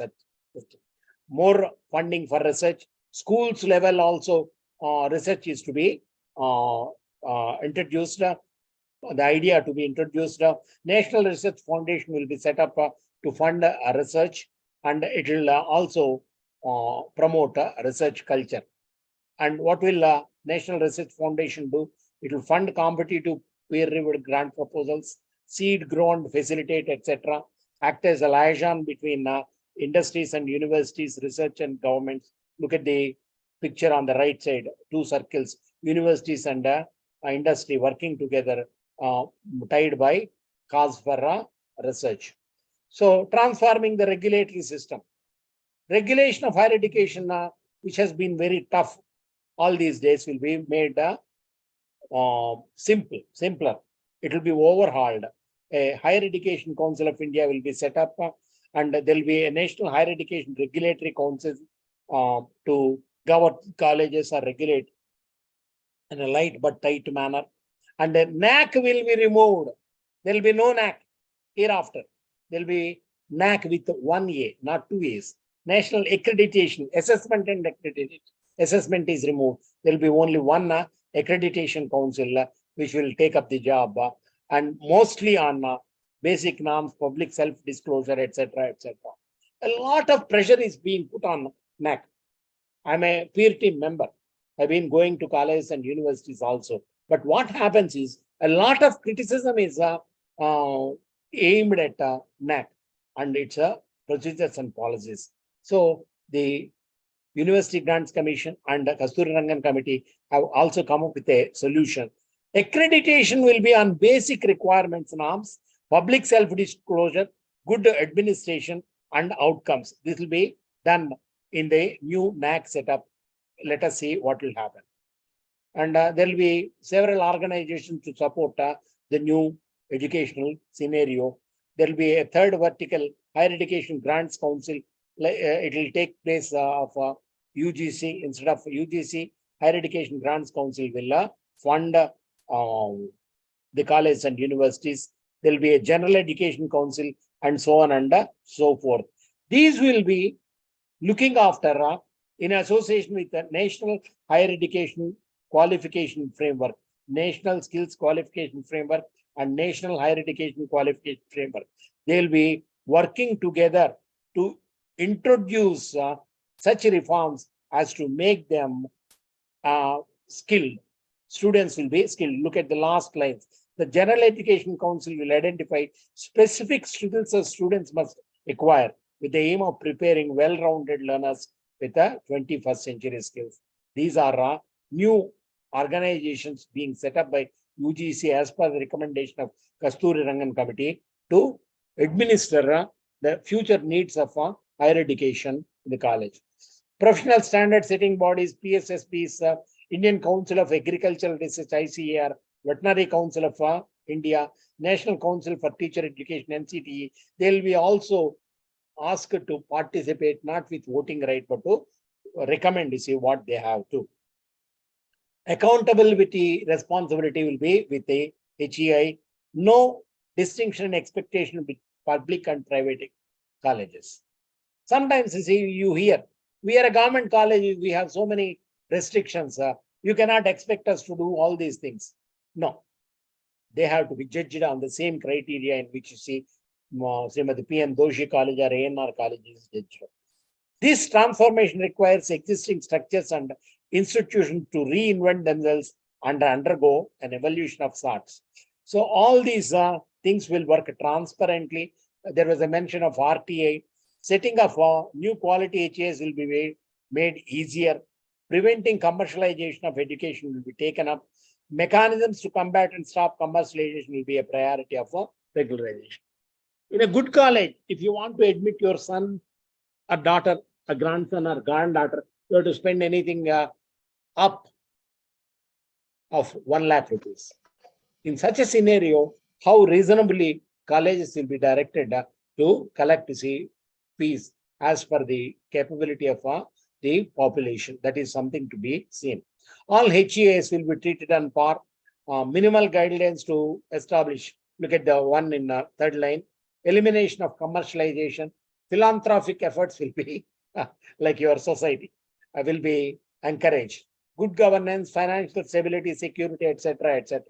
Look at the last point, 18.14. Philanthropic private HAs will be encouraged. 20% of their students to be able to attend through freeship and 30% through scholarship. That means if your society wishes to start a new college, 20% of your students, if you are a philanthropic body, 20% of students will be given free education, 30% through the scholarships to be provided by you. So how many private HEAs will come? Then look at the effective governance and leadership for HEAs. The culture of excellence is innovation, merit-based appointments is given priority, graded accreditation and autonomy in 15 years to all colleges. All HEAs to become independent, self-governing institutions. There should be a board of governors, not a single person rule. A BOG which rules without external interference. All HEAs will be given incentives, supported and mentored to become autonomous. Your college will also be perhaps given some kind of funding. And BOG responsible for the outcomes of higher education institution and to its stakeholders. Look at the question on the right side, you see, relating to this outcome-based education.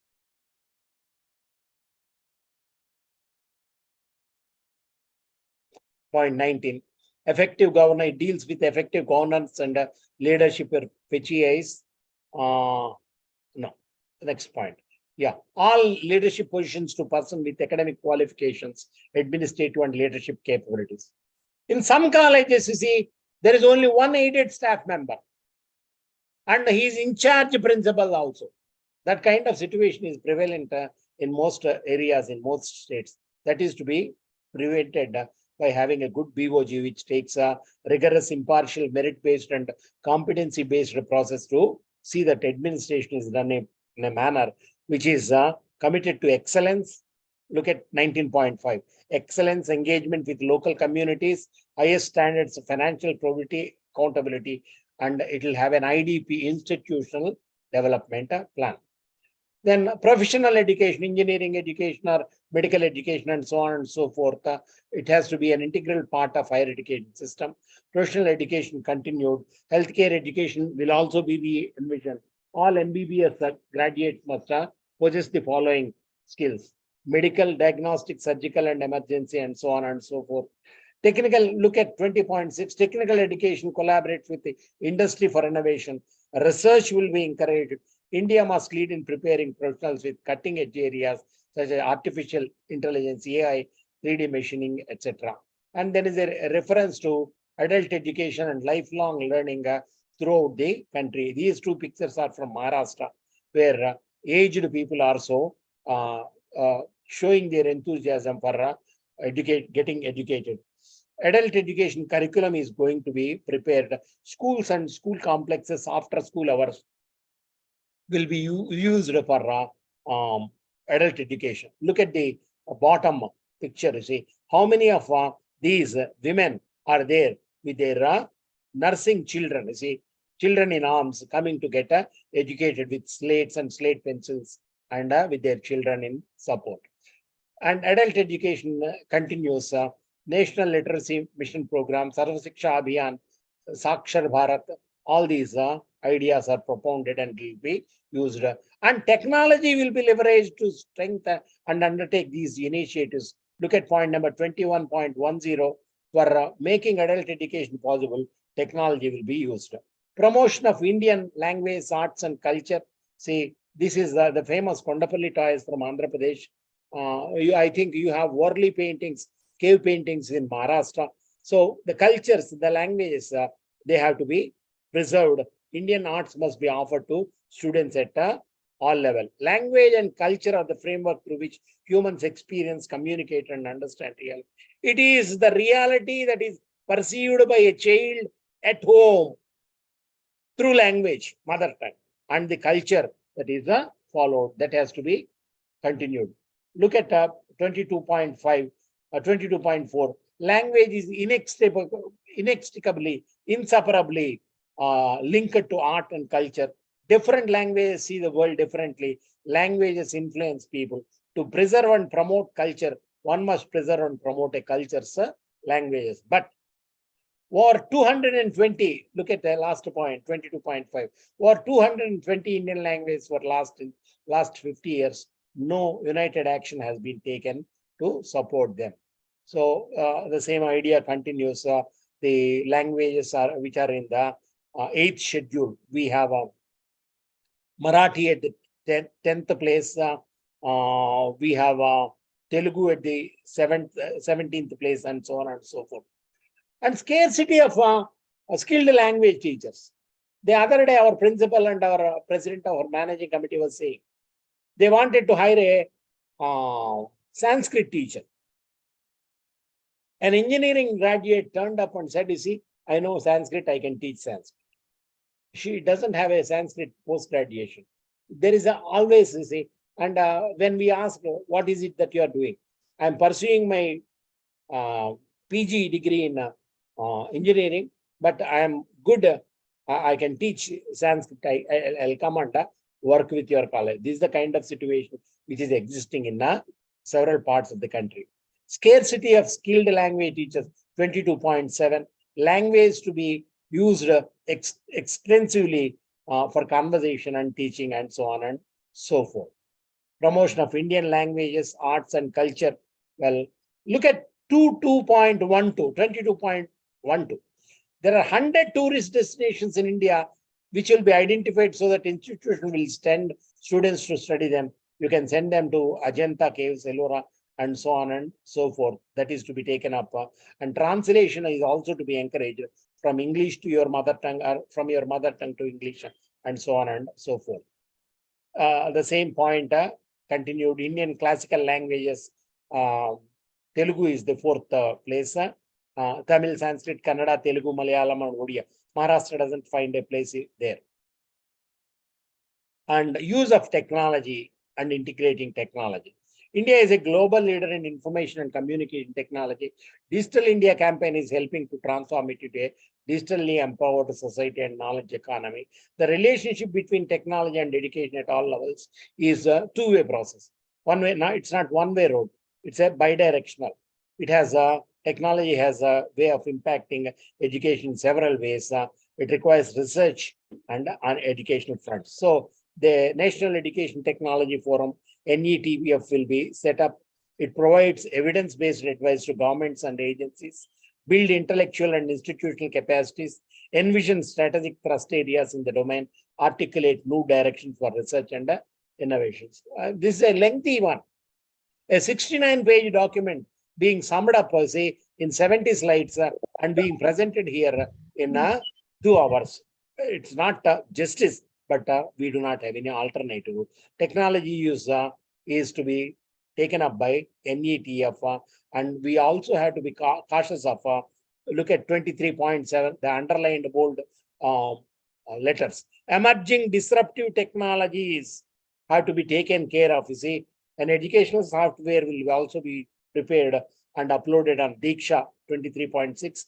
And there are several disruptive technologies which have to be taken care of, and their impact has to be minimized, or it has to be used for the cause of education. Artificial intelligence and so on and so forth. There will be a National Research Foundation 23.9. It will initiate or expand research efforts in technology in various areas. Technology use integration continued. HES will conduct research on disruptive technologies. Universities will offer PhD and master programs in core areas of education.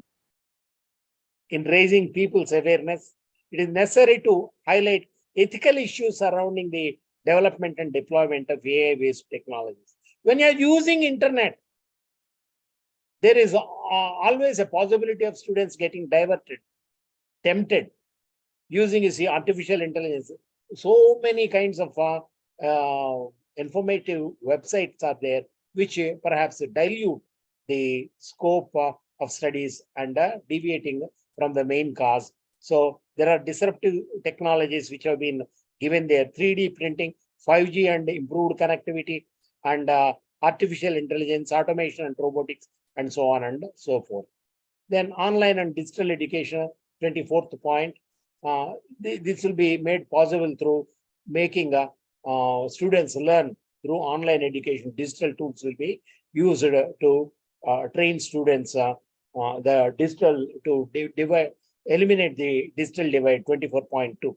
Use of technology for online and digital education should address concerns of equity. I was telling you time and again, you see, equality is the only word that you find in the Constitution, but NEP 2020 is a kind of constitution for higher education system, transforming education as we know it. It is also concerned with learning online, and the concerns of equity are to be taken care of, says Kasturi Rangan Committee. Teachers need training for using this technology and becoming online educators. During COVID in a way has trained our staff to use technology, and students also started using tablets, phones, laptops, sometimes desktops, and so on and so forth, to use leverage technology. Given the emergence of digital technology, the policy recommends these things: A to I, pilot studies, digital infrastructure, online teaching, and so on and so forth. Creating a digital infrastructure for educational digital content capacity will be taken care of by this committee by the central government. Look at 24.5. Look at the last two lines. To deliver high quality e-learning, a vibrant ecosystem, a vibrant, takes me back to that question. How many vibrant, academically ambient colleges can be named out of the 50,000? I have not even come out with 10 names. I have the names with me. To deliver high quality e-learning, a vibrant ecosystem has to be encouraged to create solution to solve India's challenges. 25th point, strengthening the Central Advisory Board of Education. This is a highly responsible for carrying out educational activities. It will be responsible for developing, articulating, evaluating, and so on and so forth. The MHRD will become Ministry of Education. Affordable quality education for all 26. Public expenditure on education has been around 4.43, which needs to be increased to 6%. There will be an increase in public investment in education by central and state government. Not just center, even state governments will have to invest in education. That is the responsibility. Financing affordable and quality education for all. Financial support will be provided to ensure universal access, as shown below. Universal provisioning, ensuring foundational literacy, and so on and so forth. All these things which you have seen in the previous slides are being summed up here. And this is our college campus. An Italian engineer has come in the 50s to devise a plan for Andhra Loyola College and Akkineni Nageswara Rao College, Gudivada. And it was in 60s that he has given this master plan. You see, a college of 25 acres. This is the front view of a college. Even the low level of funding on education in India is frequently not spent in a timely manner. Sometimes we received, when I was the principal for 5 years, in March, I would receive a grant, 20 lakhs, 30 lakhs on the 15th of March. And the money will be coming with a letter, see, submit bills, everything, etc. by 29th of March. On 15th, you give money and you ask us to buy books, procure equipment, and so on and so forth. How is it possible? So timely funding will also be given importance. The policy also calls for rejuvenation, making again active promotion and support for 5 private philanthropic activity. Wonderful words. And say, what do they point out? They said, see, we'll request people who are ready there to fund education for government. Light but tight regulatory will also come up with the self-disclosures. And the last but one slide, implementation will be led by various bodies like MHRD, CABE, union and state governments. You see, education is also in a concurrent list. So you cannot do it by yourself. The central government cannot do it by themselves. We have to work in tandem. We have to work together to implement all these suggestions. Implementation in the spirit and intent of the policy 27.2. Implement the initiatives in a phased manner, not all at once. Priorities will be there. Totality, comprehensiveness in implementation.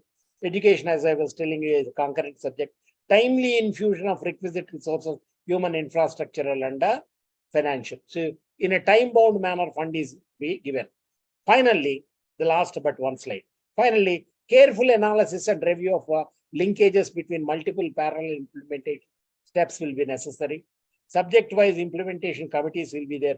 There are so many committees in your college. Similarly, for implementing NEP 2020, there will be committees at various levels, national and state levels, central and states to work together. And look at the last 2 lines of my presentation. In the decade 2030-40, next decade, 10 years, the entire policy will be in operational mode. It is scoped by 2030. The policy is put into operational mode by 2029. By 30, it will be in operational mode. Following which another comprehensive review will be done. What does it mean? There will be one more NEP. Well, we do not know whether it will be NEP 2040 or much later. This is my presentation, and I have to thank people. These are the people that have been standing with me. Dr. PJS Kumar, young, dynamic principal of our college, a student of mine, computer student, who always comes up with, you see, a very systematic, thorough person, looks at the presentation and points out, sir, this is to be modified. Then Dr. A. Ramasubbaya of Manar Tirumalai Nayakar College in Madurai. The Telugu minority community have started a college there. More than 5,000 students there in Madurai.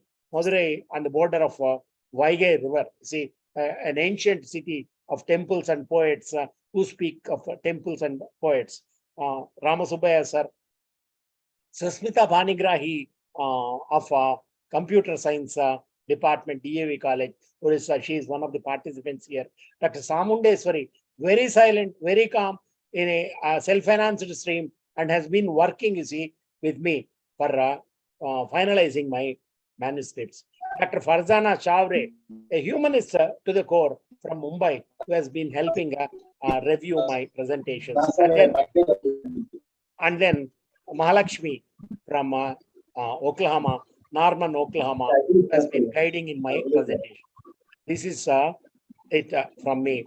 And I think I have completed the presentation in 1 hour, 58 minutes. Thank you. Can I stop sharing the screen?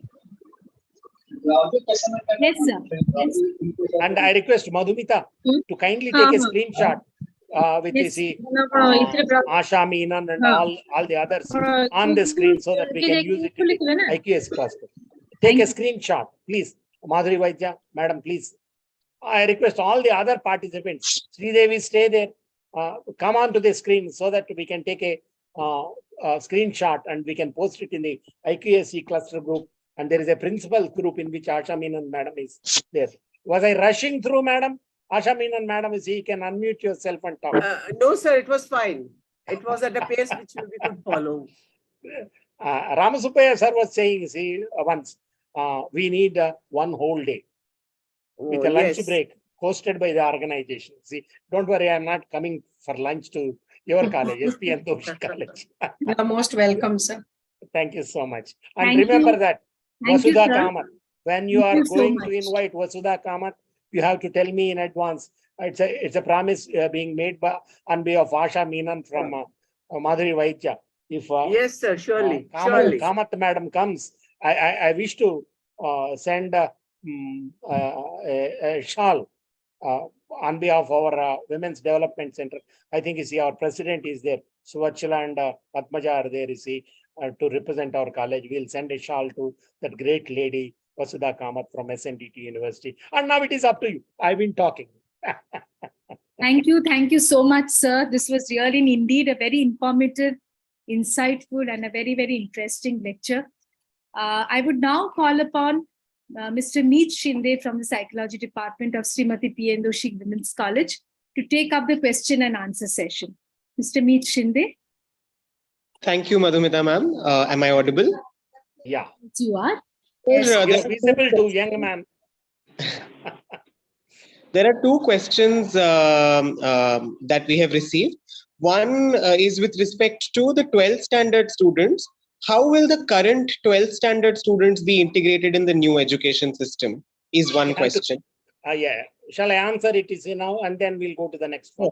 They'll have to complete that. They'll have to complete that intermediate or 12th standard and come and join where you have, you see, an induction program revealing what are the opportunities that the student has, financial, physical, emotional resources and teaching resources, and tell them how it can guide a good college, perhaps like yours, perhaps like mine, will be able to bring out the latent or hidden talents that the student has and educate him to be a future citizen of the not the country, of the world. Yeah, that's one.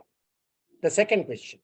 The second question is a combination of two questions again posed by different people, but they're in a similar area that talks about fund allocation provisions for all the activities that are done, no equity, participation, innovation, research, community work, etc. So what are the fund allocation steps? Is there any detailed provision about that? Because if that is not there, then the people That's a wonderful question.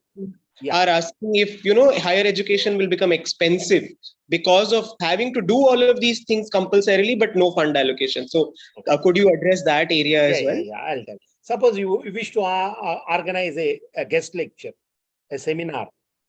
You go to Dr. Asha Meenan and say, see, how much money can you give? she would say, see how much money you are expecting. What is your budget? What is it that you want? And most of the time, people in the scale, administration, they are silent. You see, the other day I was talking to our president of the college committee, young man called Ramakrishna Babu. I went there and asked him, you see, we need this kind of money to organize a national level activity for a week to organize an FDP. He said, you see, we'll look at it, we'll discuss. Similarly, governments also will take their time. There are not clear, clean blankets, which say, you see, this much money for this much money for this. We wish that could be the allocation. Allocation on different heads is already given. But if you represent in a proper manner, I told you earlier that I went and asked for funding from RUSA.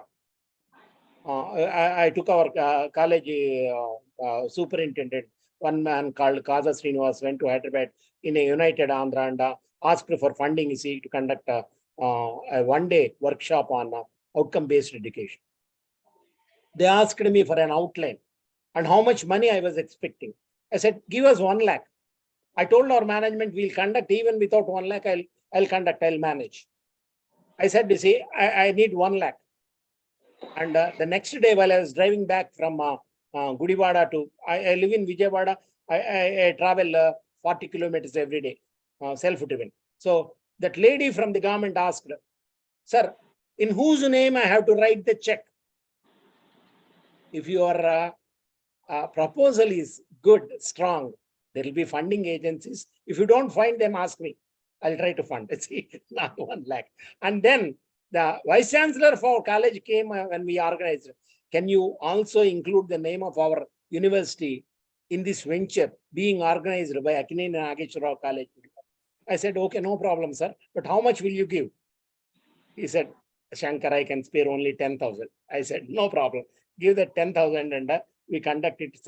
If you have a good proposal and if you are unable to find a financier, if you are unable to find a philanthropist, you ask Dr. Ved Prakash, he will try to find somebody, or I will also try to help.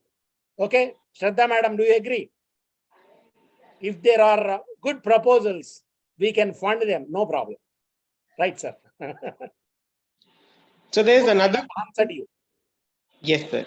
So there is another question which is about your presentation talking about the 3 types of educational institutes going forward. One is research intensive education. Second, Universities, and the third and teaching universities. And the third is autonomous college. You are going to become one autonomous college. If there is any help you need in that, we are there for you. Yeah, go ahead. So the question is, what will the autonomous institute be? Will it be research intensive? Will it be teacher intensive? If that is going to be one of the two, then how is there a third? Very good, very good, very good. You see, it is not a watertight compartment, said the NEP 2020. You can live in a giant family in a separate room. You can live a separate family and bring your children and grandchildren, you see, to your mother and father. See, it's not a watertight compartment. An autonomous college can rise to the level of becoming an affiliating university. It can also become a teaching intensive university or a research intensive university. That can be done. What do you say, Dr. Farzana? Yeah, go ahead. Yes, sir. Yeah, sorry. Dr. Farzana was speaking, is it? Yeah, no. Please continue. Go ahead, please go ahead. Any other questions? Yeah, there is a question which asks, what will the, I mean, when you say that the government is encouraging autonomy hand in hand with NEP, what will the recruitments look like? Will they be on the government payroll or will they be institute's payroll? How will that be taken care of? I have been a union man. We fought with the government. We fought with IAS officers. I was arrested and also kept in police station for several hours, if not days, for the cause of education. And asking that teachers be recognized, recruited, and colleges have better teachers. Even universities are not given the freedom to recruit teachers. That's a pathetic situation where I cannot give any assurance. But Every college to which I go, I keep saying, there is another college, Shanti, the principal, see, the other day on IQAC cluster, she was thanking Piyush Pahade sir and Dr. S. Shankar sir, who have made it possible for us to travel in the on the line of accreditation to get A double plus for our college. It's a self-financed college. When I was addressing that college, I was telling them, catch hold of your people's representatives. Tell them, this is a college which has been doing human service, sending thousands and thousands, 5,000 and more students every year into the public life. And ask some of Madurai, I was making a reference to Madurai. No, I had been to Katakada, Tirunanthapuram College, where there are several people's representatives in the Old Student Association, like your Sannidhi. So catch hold of, the people who are in power. We have to do with politicians. We have to mingle with them for some kind of benefit or the other.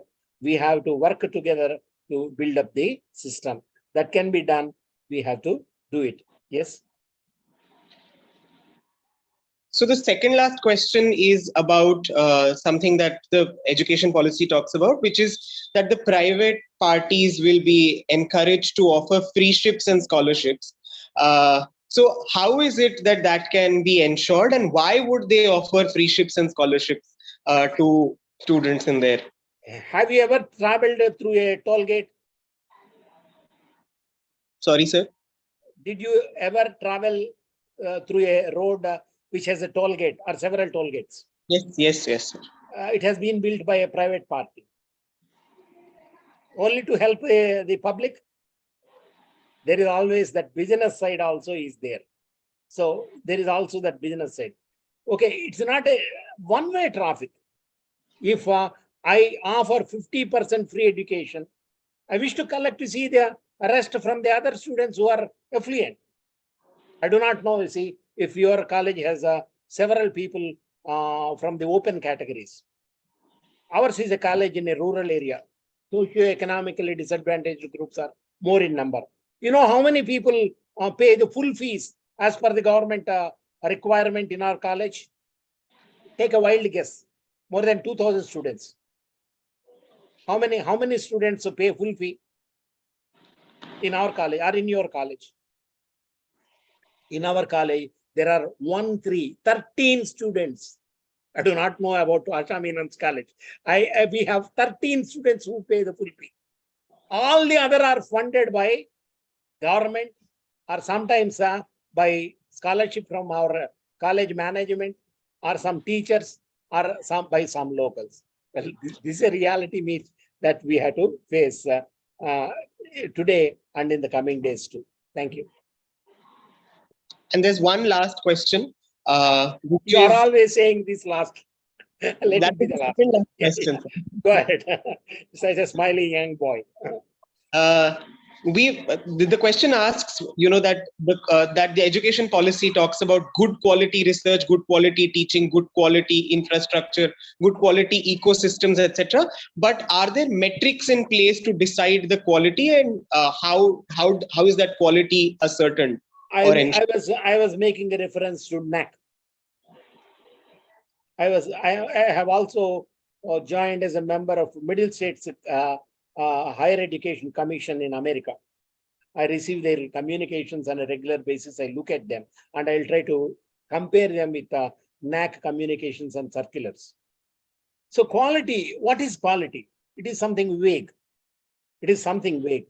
But is there a particular yardstick to measure quality? Should we not look at the social background, of the institution? Have you ever heard of Devagiri College? The one college which impressed me very much in Calicut, Kerala, St. Joseph's College, Devagiri.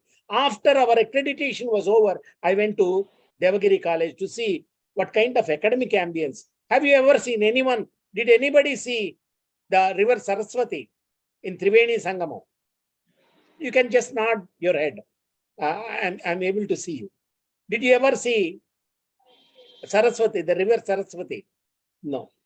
Well, I went there and they asked me to write a few lines. Not myself. Our present principal, Dr. P.J.S. Kumar, our secretary correspondent and his wife, who is also the vice principal of a neighboring college. 4 of us went there and won. And they wanted me to write a few lines about their college.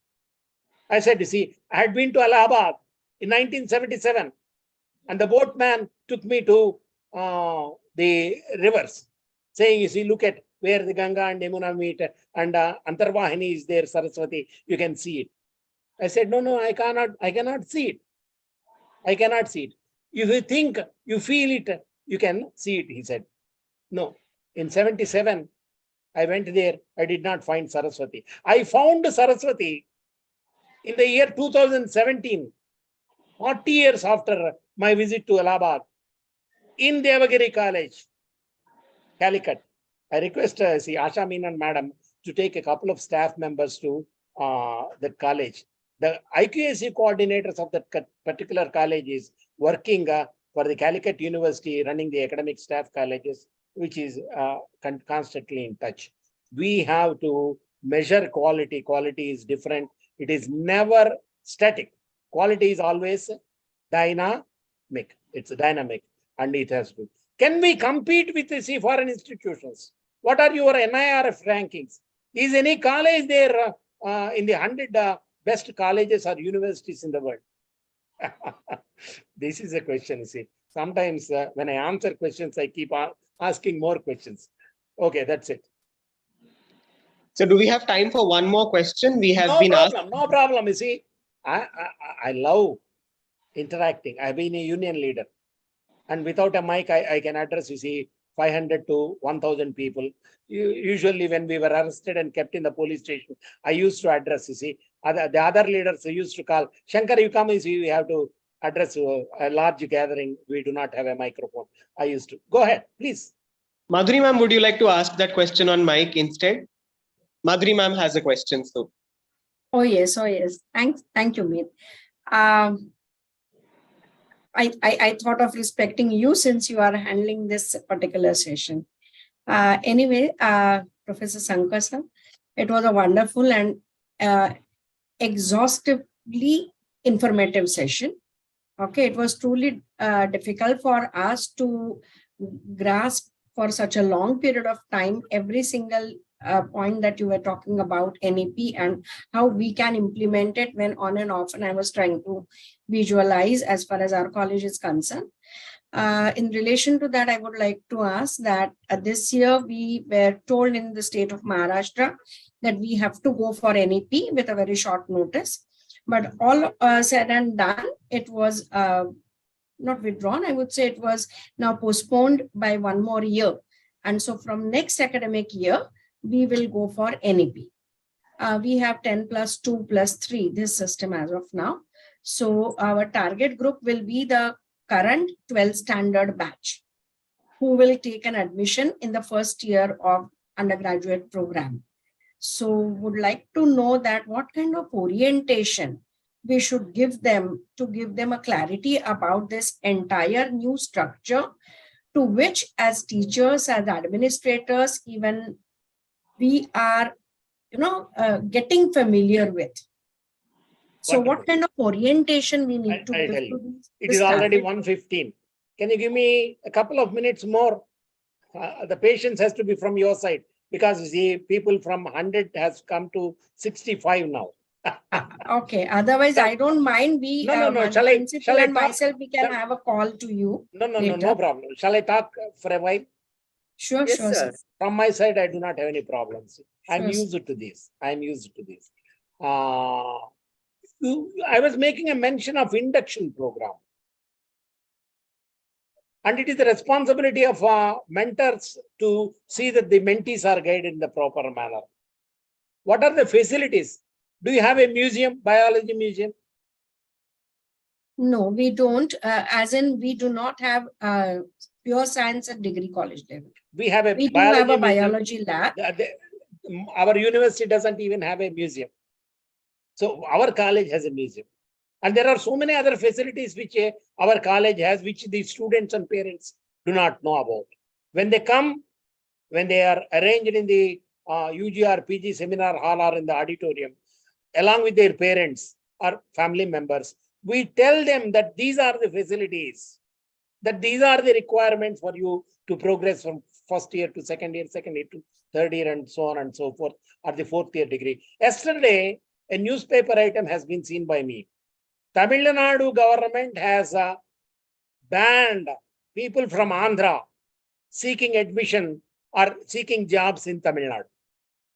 Why? Because people from Andhra are pursuing three subject degree: physics, chemistry, and mathematics, or some such combination. And one major and one minor, that is being envisaged by NEP 2020 after its introduction. Either you confirm or you drop back. So you can't say anything against Tamil Nadu government. Tamil Nadu government has been vehemently saying we are against the central government. We are against NEP 2020. Even the communist government in Kerala, it says we are against the government.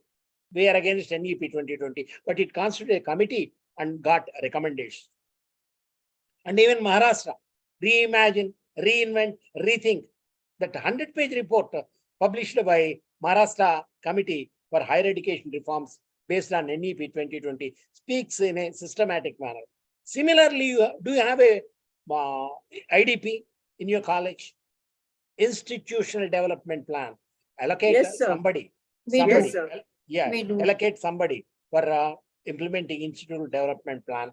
Find out the ways in which don't try to force the 1 kilo on the same day.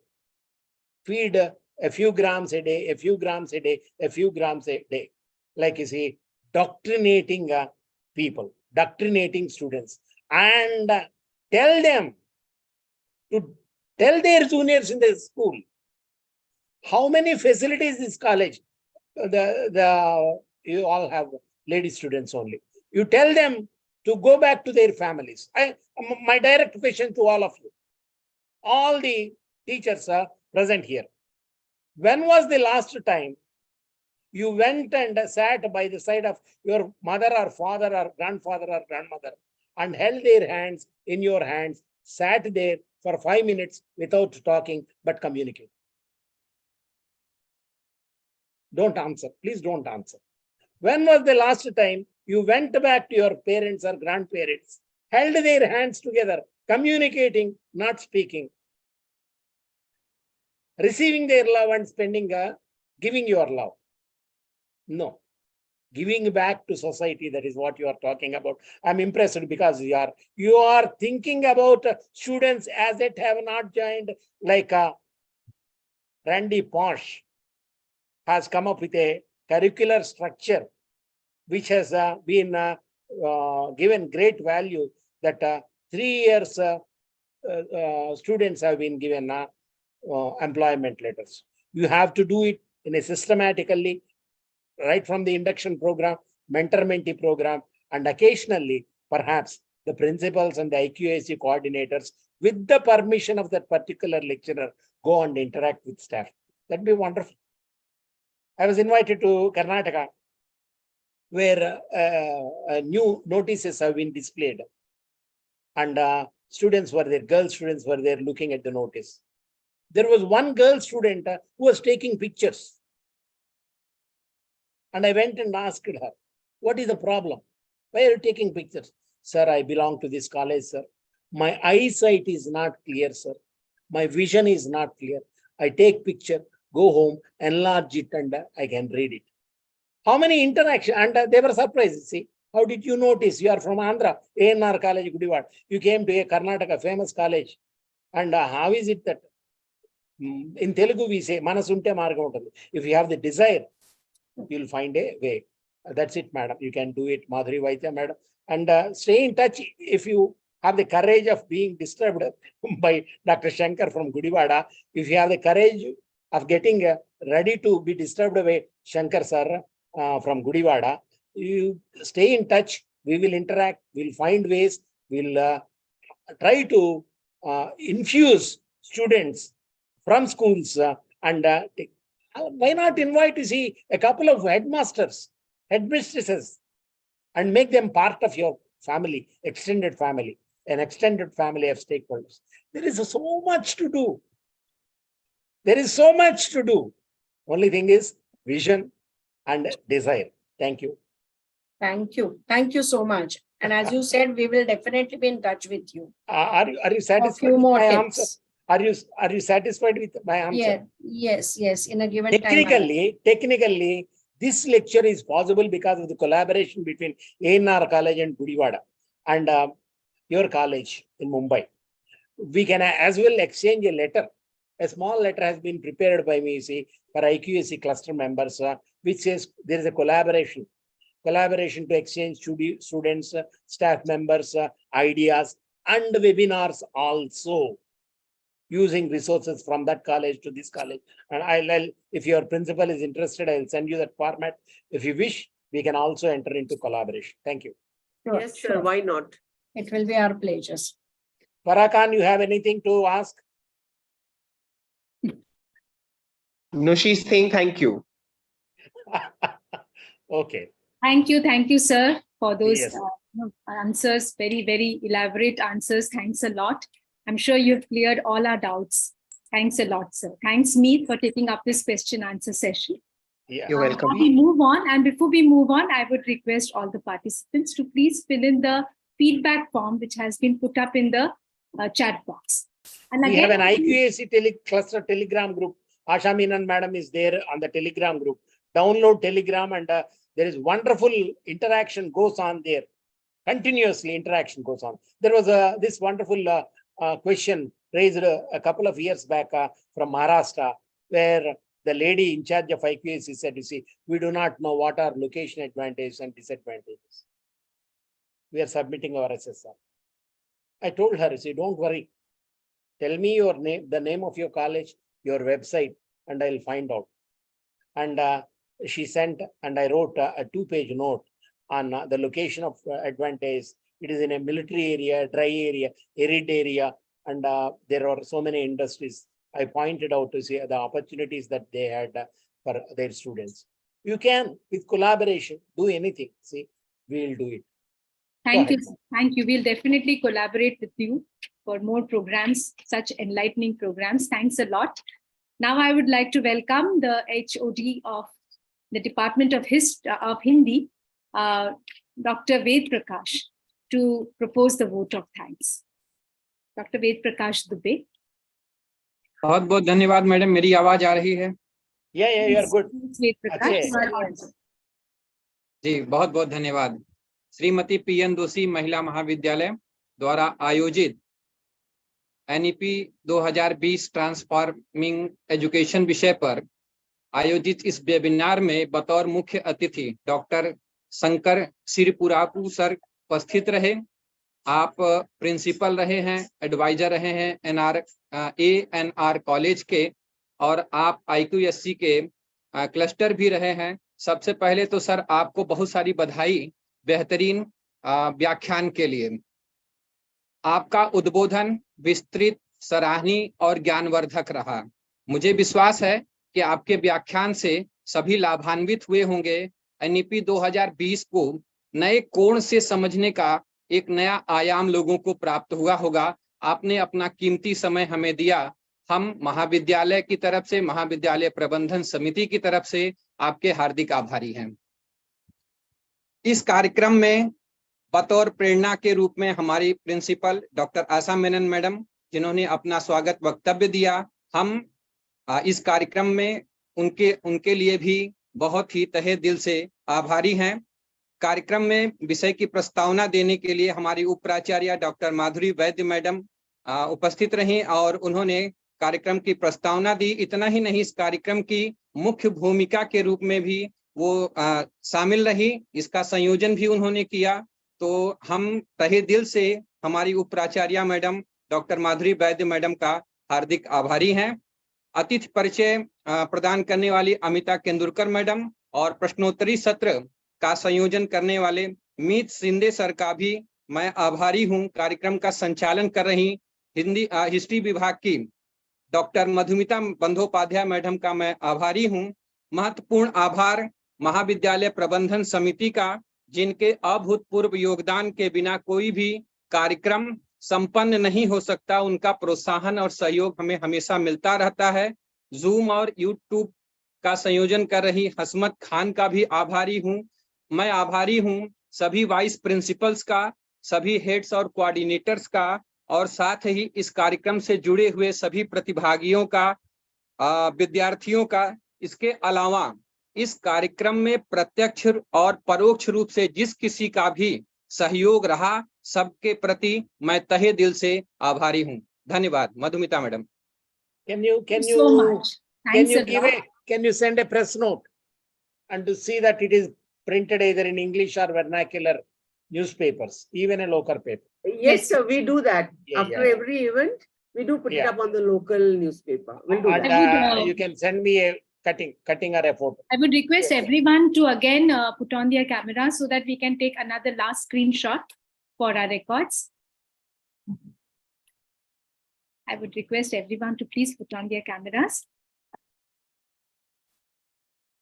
ఏం గుడివాడ వాళ్ళంతా ఏమయ్యారు? What happened to all those people from Gudiwada? Thanks a lot. So now we are at the end of the program. Thank you all for participating in this program and making it a great success. Thanks. बहुत बहुत धन्यवाद।